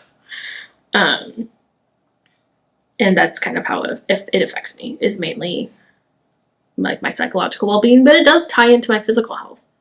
It does. So how has that impacted your how you are in the classroom? Like forgetfulness. I think that's the main thing that kind of comes into play with in a classroom setting is forgetfulness. Having a hard time like, oh my God, I went over this 5 different times. I looked at this right before I did the test. I know this information and I cannot remember it for the life of me. So test taking? Test taking can be, I mean, it depends on the situation, but it can be difficult. Or even like having a question and then just completely forgetting what the question. I mean, everybody does that sometimes, but like that happens kind of frequently to me. Or like not remembering the context for something. So you know you can learn this thing, but if you don't remember the context behind it, it's meaningless. Or why you need to remember it doesn't mean that much. So it has to do with the way that I retain information, and that's really important in an academic setting is to remember what you're being taught. And especially if I'm stressed, the likeliness that I'm going to remember that lecture is not high. And sometimes that makes using your notes more difficult too, because unless I'm copying down every single thing that professor says, your notes are a summary. And I've learned to take notes in a way that like works for me. But it does make it harder to use those notes sometimes and go back to recall. Like I said, over the years, I've like developed systems that work for me better. But sometimes you're like, oh my God, I wrote this down. I have no idea what this is referring to. I don't remember. I remember sitting in the class. I remember writing this down. I don't remember what it was referring to. That can be really frustrating. Also, just like not remembering that things happen sometimes. Yeah. So can you talk some about your current class status? How would you define it? Do you struggle financially? I'm in a pretty decent financial situation. I think I would like to have more financial security. I think every American would probably, I mean, unless you're like the top 1%, like most Americans would probably want to have some more financial security. It's scary, like the world that we live in. And I wish I had more savings, that's for sure. I usually qualify for food stamps. This summer specifically, I'm having some issues because just for like 10 weeks, I'm going to make too much because of the internship. And I actually get paid very well at that internship. So working a lot more than I normally do at a higher rate than I normally do is kind of skewing it a little bit more, but that's only going to happen for 10 weeks. And then the other 42 weeks of the year, I'm going to be back to being like pretty low income. So my income fluctuates, and that can be really frustrating and hard to deal with. Can I ask you what your income is? Normally, not in this. I know the summer's sort of unusual, right? Mm-hmm. You have this internship, but during the academic year, I normally make like I'd probably say like average like $500 a month, 5 to 6. No, 6. It's 6. And what else do you live on? I get some financial support from my grandma, which I'm forever thankful for, and my expenses are really low. And you get food stamps, I get food stamps during the school year. So that's about 90% of my expenses. And my partner pays for most of the rent. So that's how I live. What's your job? So I work here at Sac City at the financial aid office. And what's your hourly rate? So I was making $15.50, which is minimum wage, because I was considered federal work study. However, due to my parents' income, I no longer qualify for federal work study.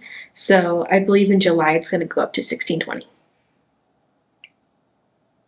So you're still tied to them financially in terms of getting financial aid, even though you're not getting money for college? Yes.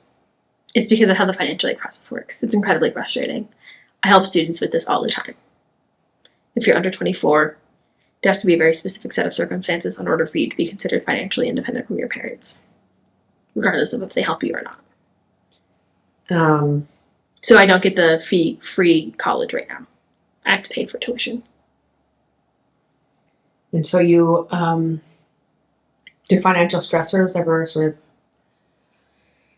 of make it difficult for us to concentrate on your coursework, or?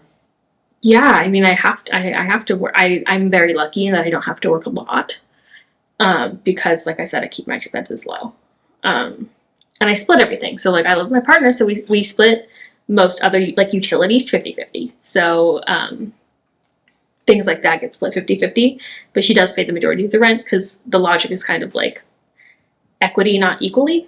So it's what's fair based off of our incomes together. You know, she works full time, 40 hours a week. She makes a lot more than I do. Together, we are both still low income. She makes like 20 an hour and works like 40 hours a week. So it's not that much more than you. No, it's not. But I'm sure it feels like a lot more. Yeah, especially since she works 40 hours. Yeah. And it was also like, when we started dating, we were both working retail, so we were like scraping by. So now, like, $20, and she's going to be getting another raise soon to 21, is so much more than she was making when we first were together. So it's like, oh my God, not in complete poverty right now. Still poor, but like she's not paycheck to paycheck anymore, because it was really paycheck to paycheck there for a while. And so yeah, like, I'm lucky that I have that because like I said, the logic is she would need to pay rent anyways. So I help take some of the burden off of her, but I don't pay for the whole thing because it's a 1-bedroom. We share 1 bedroom, so I just help take some of the costs off of her shoulders, and then that means that I get to pay an amount that feels fair to me, and she gets a reduction on her rent, so she pays less in rent. So it works for both of us, and then we split utilities. So like, I keep my expenses low, but I still have to work, and like, I'm really, really lucky that my grandma is able to help me out. That makes a big difference. So how much do you think you live on a month? I make $500 to $600. I probably live off of $7. So I don't, $7 to $8, I think. I get I get some money from her. But there's also food stamps. So if you count food stamps, that goes up. Like 150 or so? Yeah. So, and my grandma also pays for my gas, which is huge. She was like, your parents will help a lot. And if she finds out I filled up my car without like having her help pay for it, she gets mad. So I'm like really, really lucky to have her. And my parents, I will be honest, they have offered to help, but it comes with conditions, and it comes with things that would really negatively affect my mental health. And I mean really negatively, like put me back a couple of years in terms of like my mental health and therapy journey. In order to receive that, it has ties. There are conditions if I were to accept that money. And so I'm really lucky that I'm in a position where I've been able to not accept it. A little bit harder. I mean, it would be financially easier to accept their money, but other aspects of my life would be much more difficult. So it's a trade-off. Do you have any financial concerns about your future, about your well-being? I mean, part of it's just capitalism and worrying about the economic system that we live under that is completely unfair, that the minimum wage is still $15.50. That's insane in California. And the federal minimum wage is even lower. It's not even $8 an hour. Like, that's outrageous. I don't think that people are not built to work a 40-hour work week. I especially am not built to work a 40-hour work week with as many health issues as I have. So I do have concerns about that. I have concerns that I'm not going to be able to work enough to provide for myself because of my health conditions. But I'm really lucky because I do have, access to like generational wealth because my parents are not low income.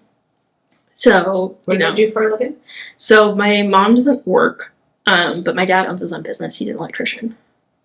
And they have a house. Mm-hmm. And rentals. Okay. My parents are landlords. Yeah. It's not. I don't like landlords. In case that hasn't been made clear, I really don't like landlords. Yeah, so it's interesting. So I do have like ties to generational wealth, but I feel very kind of conflicted about it. I do not like that my parents have rental properties. They know that. I think housing should be free. I think housing is a human right. So charging people for housing kind of goes against that. But yeah, I know I have a lot of privilege being at least having, if they pass away, everybody's mortal. So Really? Yeah, I know. Newsflash. I have potential access to that. So I do think that takes some of the stress off of me, at least long term, is knowing that like I won't be 100% self-made. I don't think I'm ever going to call myself like, oh, I built myself from the ground up. Especially not if I bought a house with money from selling their property. You know what I mean? Like, that's not from scratch. Like, no, I have access to generational wealth, and I know that. Despite the fact that it's a complicated situation because of my relationship with my parents, but like in the moment right now, I don't have access to that. So it doesn't feel like I have, like access to my parents' money because I do choose not to. And I know part of that is your queerness. I know it's not all wrapped up in your queerness, but would you say that part of that is your queerness, the sort of relationship you have with your parents? Yeah. Well, I also think that my queerness was a catalyst for a lot of other things to happen, including my like leaving the church, and they lost control over me, and that caused a lot of issues. My mom especially. So I do think that I genuinely think that my queerness was like the catalyst for the rest of my life. My life would be incredible. I don't know where I'd be if I wasn't queer. I would be the self that I would be if I wasn't queer is something that I would be ashamed of, because I probably would have continued that really traditional Christian lifestyle and never done work to open myself up to new experiences, to open myself up to different perspectives, to listen to people who are marginalized. I don't know if I would have ever done that work had I not realized that I was queer first. And that's like not something that I'm proud of, but like because I was so sheltered. I was homeschooled. I had very limited worldview, and being queer was the thing that cracked that egg, that pushed it open a little bit enough so that I could really open the door to the rest of the world. And I wonder if I hadn't realized that I was queer, if that door would have stayed shut. One more class question. Mm-hmm. So you're making a little above minimum wage at ARC. Do you wish that you were paid more than you're currently being paid? You don't have to answer that question. I'd probably rather not answer that question because I work here. Yeah. But at my internship, I feel like I get fairly paid. I'm paid $17 an hour at an internship, which is like really unheard of.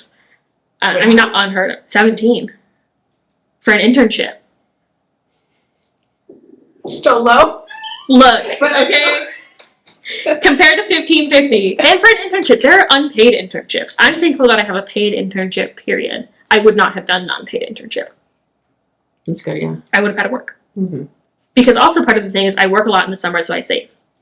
I save throughout the rest of the year, and I chip away at that. And then I work in the summer, then I chip away at that. So my work in the summer is part of the reason I'm also able to make so little during the school year as well, because I have that savings that I built up from the summer, and then I kind of, by the time that next summer hits around, it's like get real low there.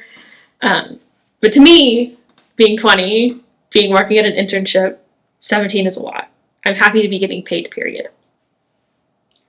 So in high school, did you have queer community at all? Yeah, a little bit. I grew up in a very conservative area, but I found people who were like me. I found friends, people who were supportive, and I'm really thankful for that. Were any of your high school classes queer or trans inclusive? No. The district that I was in actively fought against getting updated textbooks that talked about things like race and sexuality. They got in trouble for not updating their history textbooks to include more perspectives. So they had to update them. They were forced to. Did any of your teachers talk about queer and trans topics in the classroom? I have one teacher who I suspect was queer. It would not have been safe for her to come out. This was Fresno or Clovis. Clovis. Mm-hmm. Okay. Did your classes talk about the history of racism, histories of people of color? Absolutely not. I was kind of obnoxious. And I had some history teachers who hated me because I talk about, like, actually, you're wrong. I remember one time a history teacher asking me, like, America never had, like, colonization. I was like, what are you talking about? I literally was like interrupted him in the middle of what he was saying, and I was like, no, the entirety of the United States was colonized. This is a colony. It was colonized. Like, that's in the word colonized. Like, we were a colony. You said that we were a colony. Like, that's literally in the word colonization. And, like, also talking about, like, the effects that, American imperialism has had in Central and Southern America, in places like the Philippines. Like, oh my God, we've absolutely colonized. And so I think that, like, I had gone outside of the school and educated myself. I am still really passionate about environmental racism. I think that is something that needs to be talked about more. And I actually had a really amazing teacher who encouraged me. I had two teachers who would let me go on rants, who would let me go on tangents, who encouraged me to be vocal about it, who, like, honestly, sometimes they were in a position where they were like, I can't say it, but you can. Because the district was really, really strict about what teachers could say, especially about racism. So I had a teacher who I was given an assignment to talk about the effects of uranium mining, the side effects of uranium mining. I got into a rabbit hole about its effects on Native Americans, on Indigenous people. Newsflash, it's bad. There are some really horrible correlations there between the locations of uranium mining, known as Superfund sites, which are areas that the EPA has deemed dangerous, environmentally dangerous, hazardous to human health, and their proximity to reservations. They're real close. It's not a coincidence.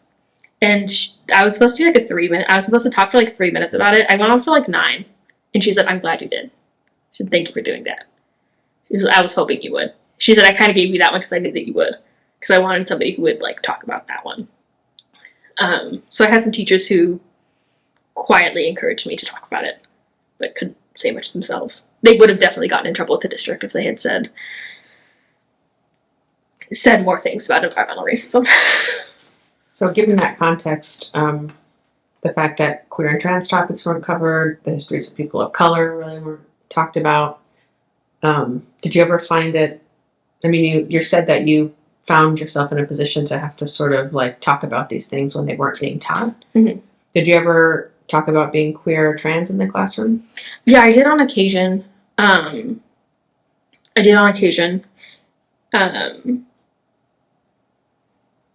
Like, especially people would ignore the AIDS crisis. That would really frustrate me.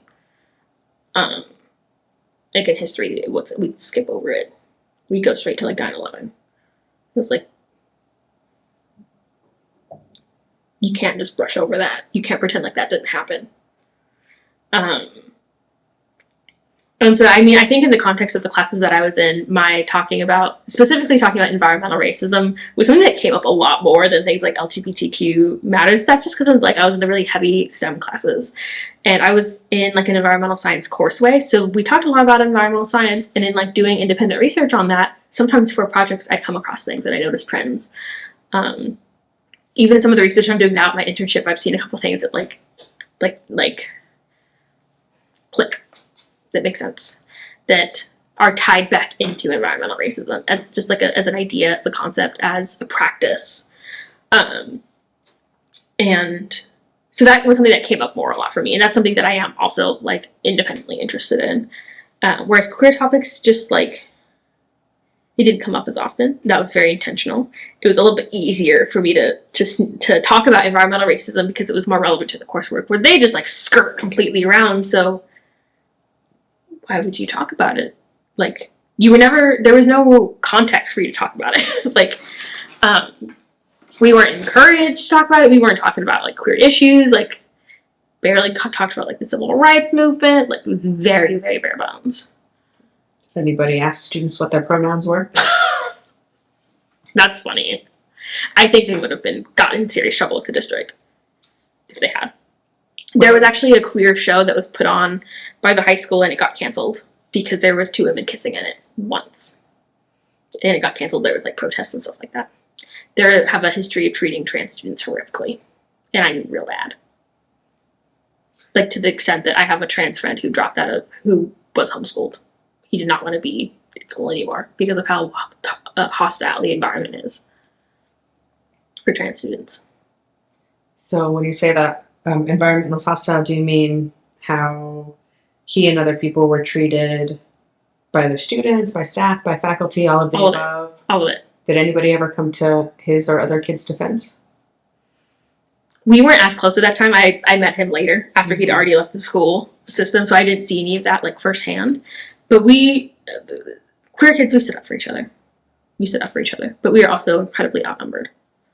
And staff was just not supportive. Like, they weren't. So they wouldn't really intervene. It was kind of up to us to be like, shut up. Like, you're being bigoted right now. You need to stop talking. So there was definitely a lot of solidarity there between, like, amongst queer students, because there was nobody else to stand up for us. So, how long have you been in community college for? Say that again. 2 years. 2 years. And in that time, I know you were in Clovis initially, but have queer and trans topics ever been covered in any of your classes? I've covered them in my classes. I took a history class over the fall. I was like, was it spring? Was it fall? It's all blurred together now. Over the fall. And it was America after the Civil War. And it was an online, like, 8-week class. And our final, like, kind of presentation, our kind of, like, final thing was to talk about, like, an era in the gold rush. So I decided to do it on queer cowboys in California during the gold rush. That was really fun. Just like observing that there are places where there were strong gold, that there was like a gold rush, that there were mining towns that were developed around the gold rush, tend to be more LGBT friendly. Like, the surveys and studies show the towns that had a strong gold mining presence, to this day, you can see it in the voting patterns, are more LGBT friendly. It's interesting. Yeah, it's really cool. There's a lot of gay miners. Like, can you remember any of your professors talking about queer or trans topics?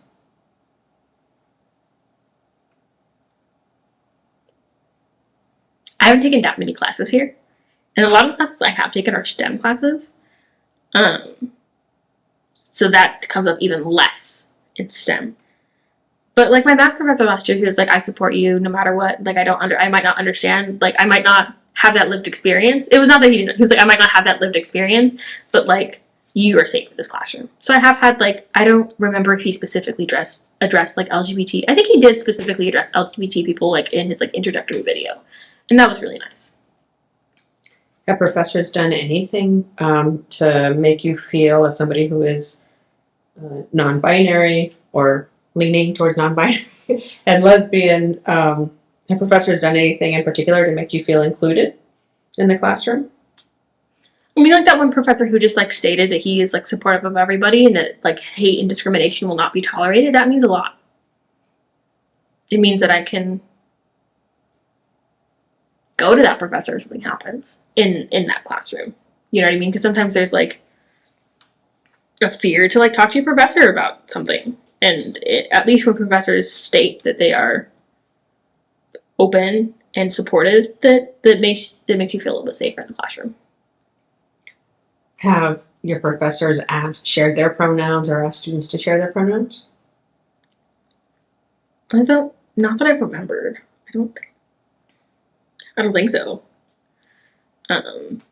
Unless I've forgotten. I want to say no. So, do you think it's important for faculty to share their pronouns, to ask students to share their pronouns? Why or why not? Absolutely. Like, without a doubt, absolutely. I think that is one of the most important things that a professor can do. Is at least, like, and even if it's not about pronouns, even if it's not asking students to go around in a circle, like, you know, this is my name, these are my pronouns, here's what I did this summer, you know, like that kind of thing. Even if it's just like, please let me know what your pronouns are. If you would like me to use a specific set of pronouns for you, let me know. Or, like, I had that professor that just, like, made a statement that said, like, I will support you. I will not tolerate disrespect. I will not tolerate discrimination. I will not tolerate it. Let me know. That at least goes to show that, like, they care a little bit. Even if they're not the most educated on the subject, even if they don't understand it, that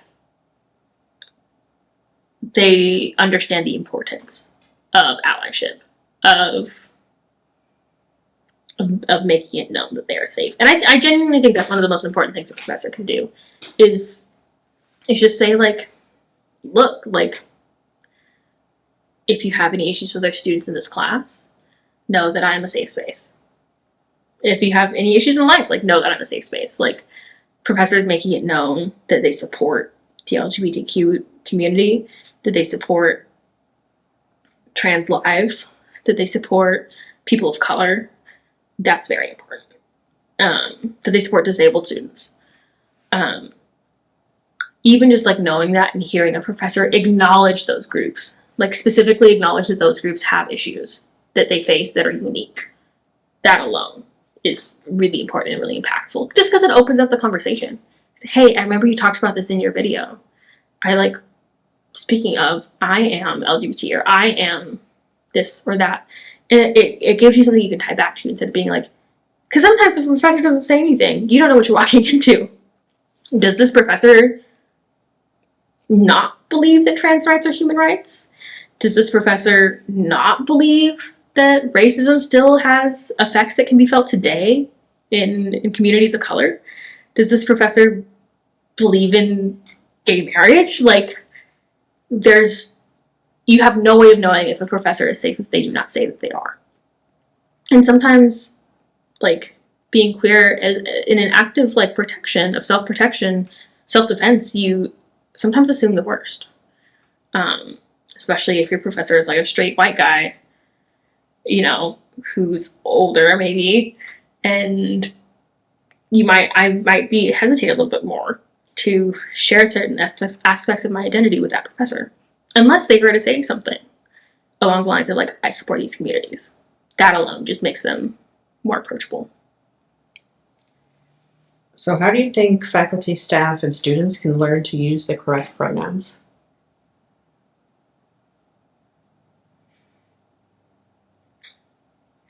Like I guess it's like a step-by-step tutorial, like techniques, like Whatever comes to your mind, however brief, or, you know, just the first thing that comes to your mind.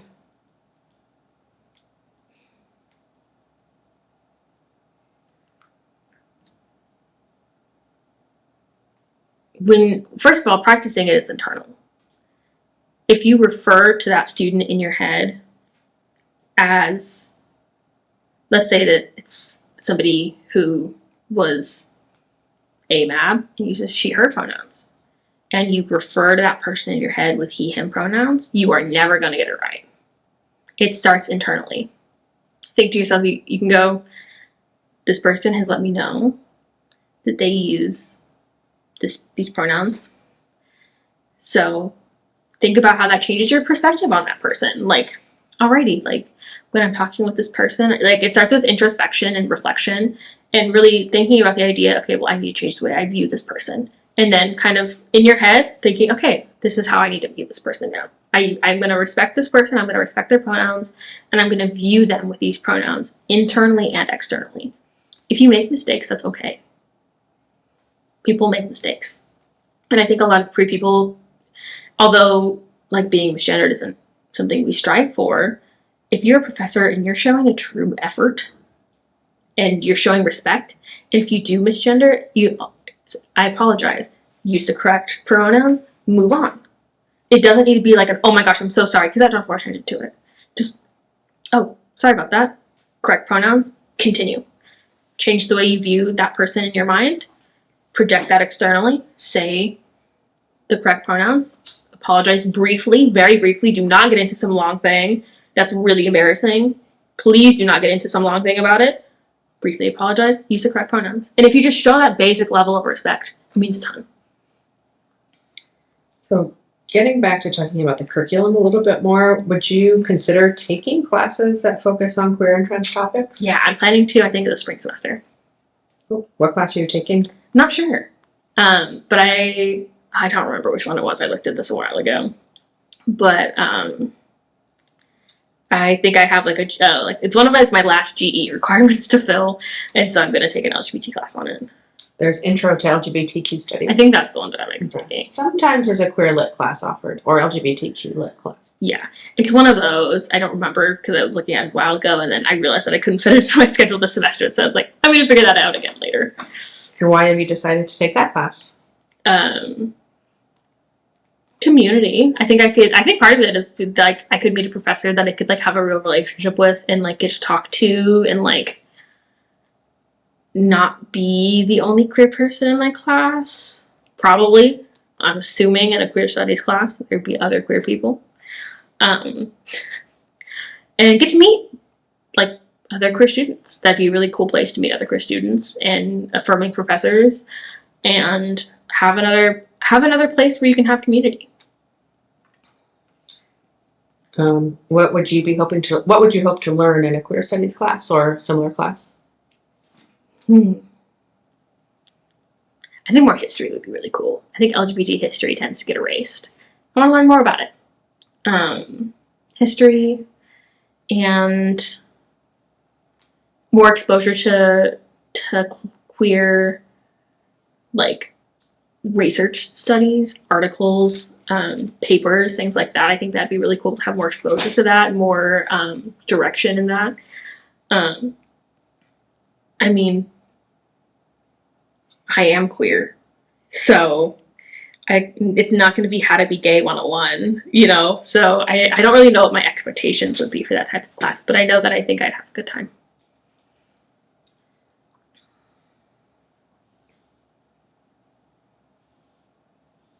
So have you ever struggled academically? Yeah, I have. While in college? Yeah. Why is that? Or how have you struggled? And well, when I was back in Clovis Community College, I was on an antidepressant and it stopped working. And I was in the process of getting off of it. And I was not tapered off of it correctly. I tapered too fast. And I had about 2 months of withdrawals. It was really, really rough. And I withdrew from my classes. I think I got an A in my comm class because no offense to communication majors or anybody who really loves communication. It was an intro to communication class. Those tend to be kind of notoriously easy. It met that stereotype. It was a very, very, very easy course. So I was able to pass that one. Partially because the professor was very, very understanding and was like, yeah, no, don't worry about it. Just do it from home or like that sort of thing. But I had a chem class and a math class that semester as well, and those ones did not. I didn't have the brain capacity to deal with those, much less the fact that I lived 45 minutes away from my college because I lived in the mountains outside of Fresno.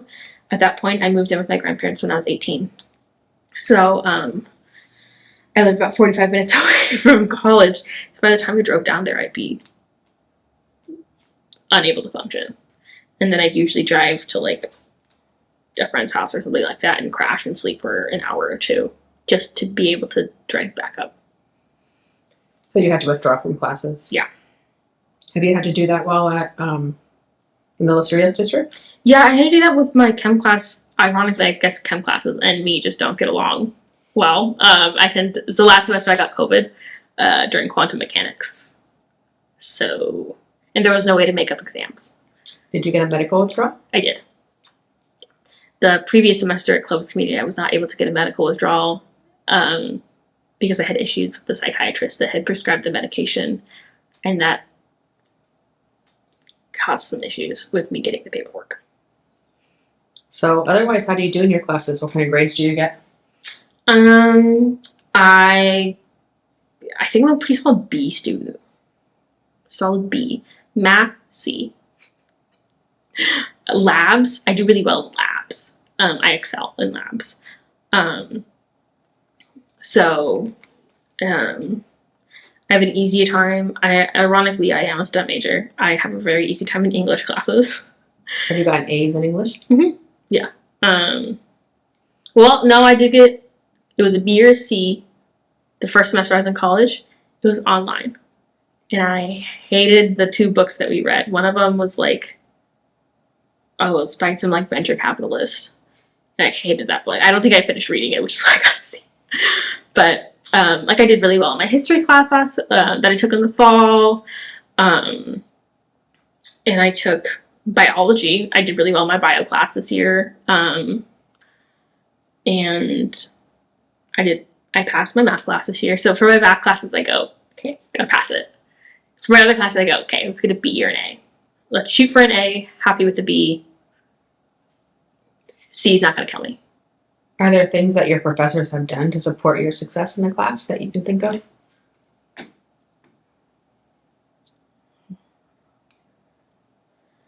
It's a hard question. It is a hard question. Like when you thought about, like when you've gotten an A rather than a B in a class, like what was it about that class or the professor's teaching style or the level of support they provided to students or flexibility, you know? Oh, flexibility is a big one. If professors are just like I really appreciate professors who have a communication role. Essentially like, hey, if you talk to me about it, you're going to be fine. I really appreciate that because I'm happy to communicate with professors. I have no problem shooting you an email. I will happily tell you this is what's going on in my life. This is how it's affecting me. This is why my performance is what it is. And communicating with that professor, and I found that can be very effective with some professors. Other professors don't care, simply. So I think that having that flexibility and that open communication is really, really helpful. Because like I said, I have no problem telling you what's going on. If you ask for it, you signed up for it, get ready, buckle up. But I think that can be really helpful. So how important is community for your sense of well-being in college? Maybe in your life, just generally speaking. In my life, generally speaking, very, very, very important. I value it highly. In college, I haven't really found much of a community. I think community college can be a little bit harder to find some connections in, just compared to like my friends who've gone to like 4 years. Some is just from the environment, but like I have made some really amazing friends in community college. And I think I'm new at SCC, and I haven't taken, like I said, I haven't taken a ton of classes here. So I'm still kind of like getting into the feel of it and meeting people. But I will say every single class that I'm in, I find the other queer people, and they find me. We find each other, and I'm always friends with the other queer people in the class. At least the ones that that recognize that I'm also queer, which is most of them. But in my personal life, community is like super important to me. I'm really lucky that like I was able to find a group of friends pretty quickly after I moved here. I just met one person, and then they kind of adopted me into with their roommate, and then their roommate is super, super outgoing and totally amazing at meeting new people. And they're also pretty new to Sacramento, so we all have kind of just like formed a group together, and it's been really amazing. of like all queer people. Do you know about the QSA on campus? I have heard about it. The president took my class. The president. Not the president of the United States. Yes. Well, really? So anyway, I could put you in contact. That'd be fun. With them. Yeah. But that would be fun. But like, I'm really happy that I have an all queer friend group. It's really nice. What draws you to other people who are queer? Well, I think there's a sense of like get along with like. I think people look for shared experiences. Shared experiences can really bring people together. And I think that's really powerful. And I think being queer is a shared experience. Even if not everybody goes through the same things, being queer is a unique experience.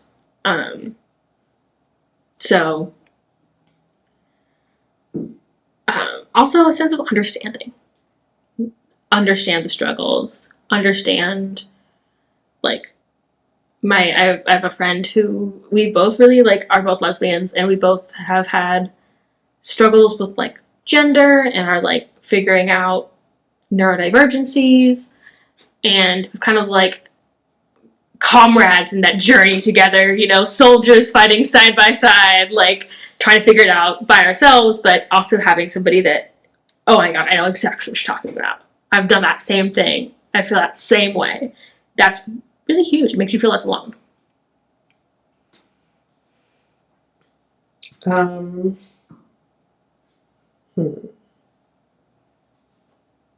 So have you ever felt harassed or discriminated against because of your queerness or your other identities while in college? I got some of it in high school for sure. At Clovis Community, I did experience, when I was in community college at Clovis, I did experience a professor who was misogynistic, and I did not feel safe to be around. Here at SCC, I have not had that experience. I've only been here for 2 semesters, so. Oh, no, actually I have. I should not talk about that. Okay. If you can edit this out, I had a coworker. So. Yeah, no worries. I was like, oh my god, I have that. I was like, oh. So bathrooms. Yeah. Have you ever had a need to access an all-gender bathroom? I prefer them as a general rule, partially because they're more comfortable. There's no crack in the door, like, you got more room. They're more comfortable for me, just like generally as a person. I can move around. If I need to get changed, it's more comfortable to get changed. If you need to set your stuff somewhere, there's more room. You're not like cramped. So I just like prefer them flat out, simply because of their size and setup. And then I do think that like I haven't had any issues going into restrooms. But I think that gender neutral restrooms are really important. Also for disabled students. Like, having privacy. Like, if I'm not feeling good, if I throw up, I don't want to throw up in the public restroom. I don't want to throw up with everybody else around me. I want to, like, have my own little room to have my horrible moment. Like, I want privacy.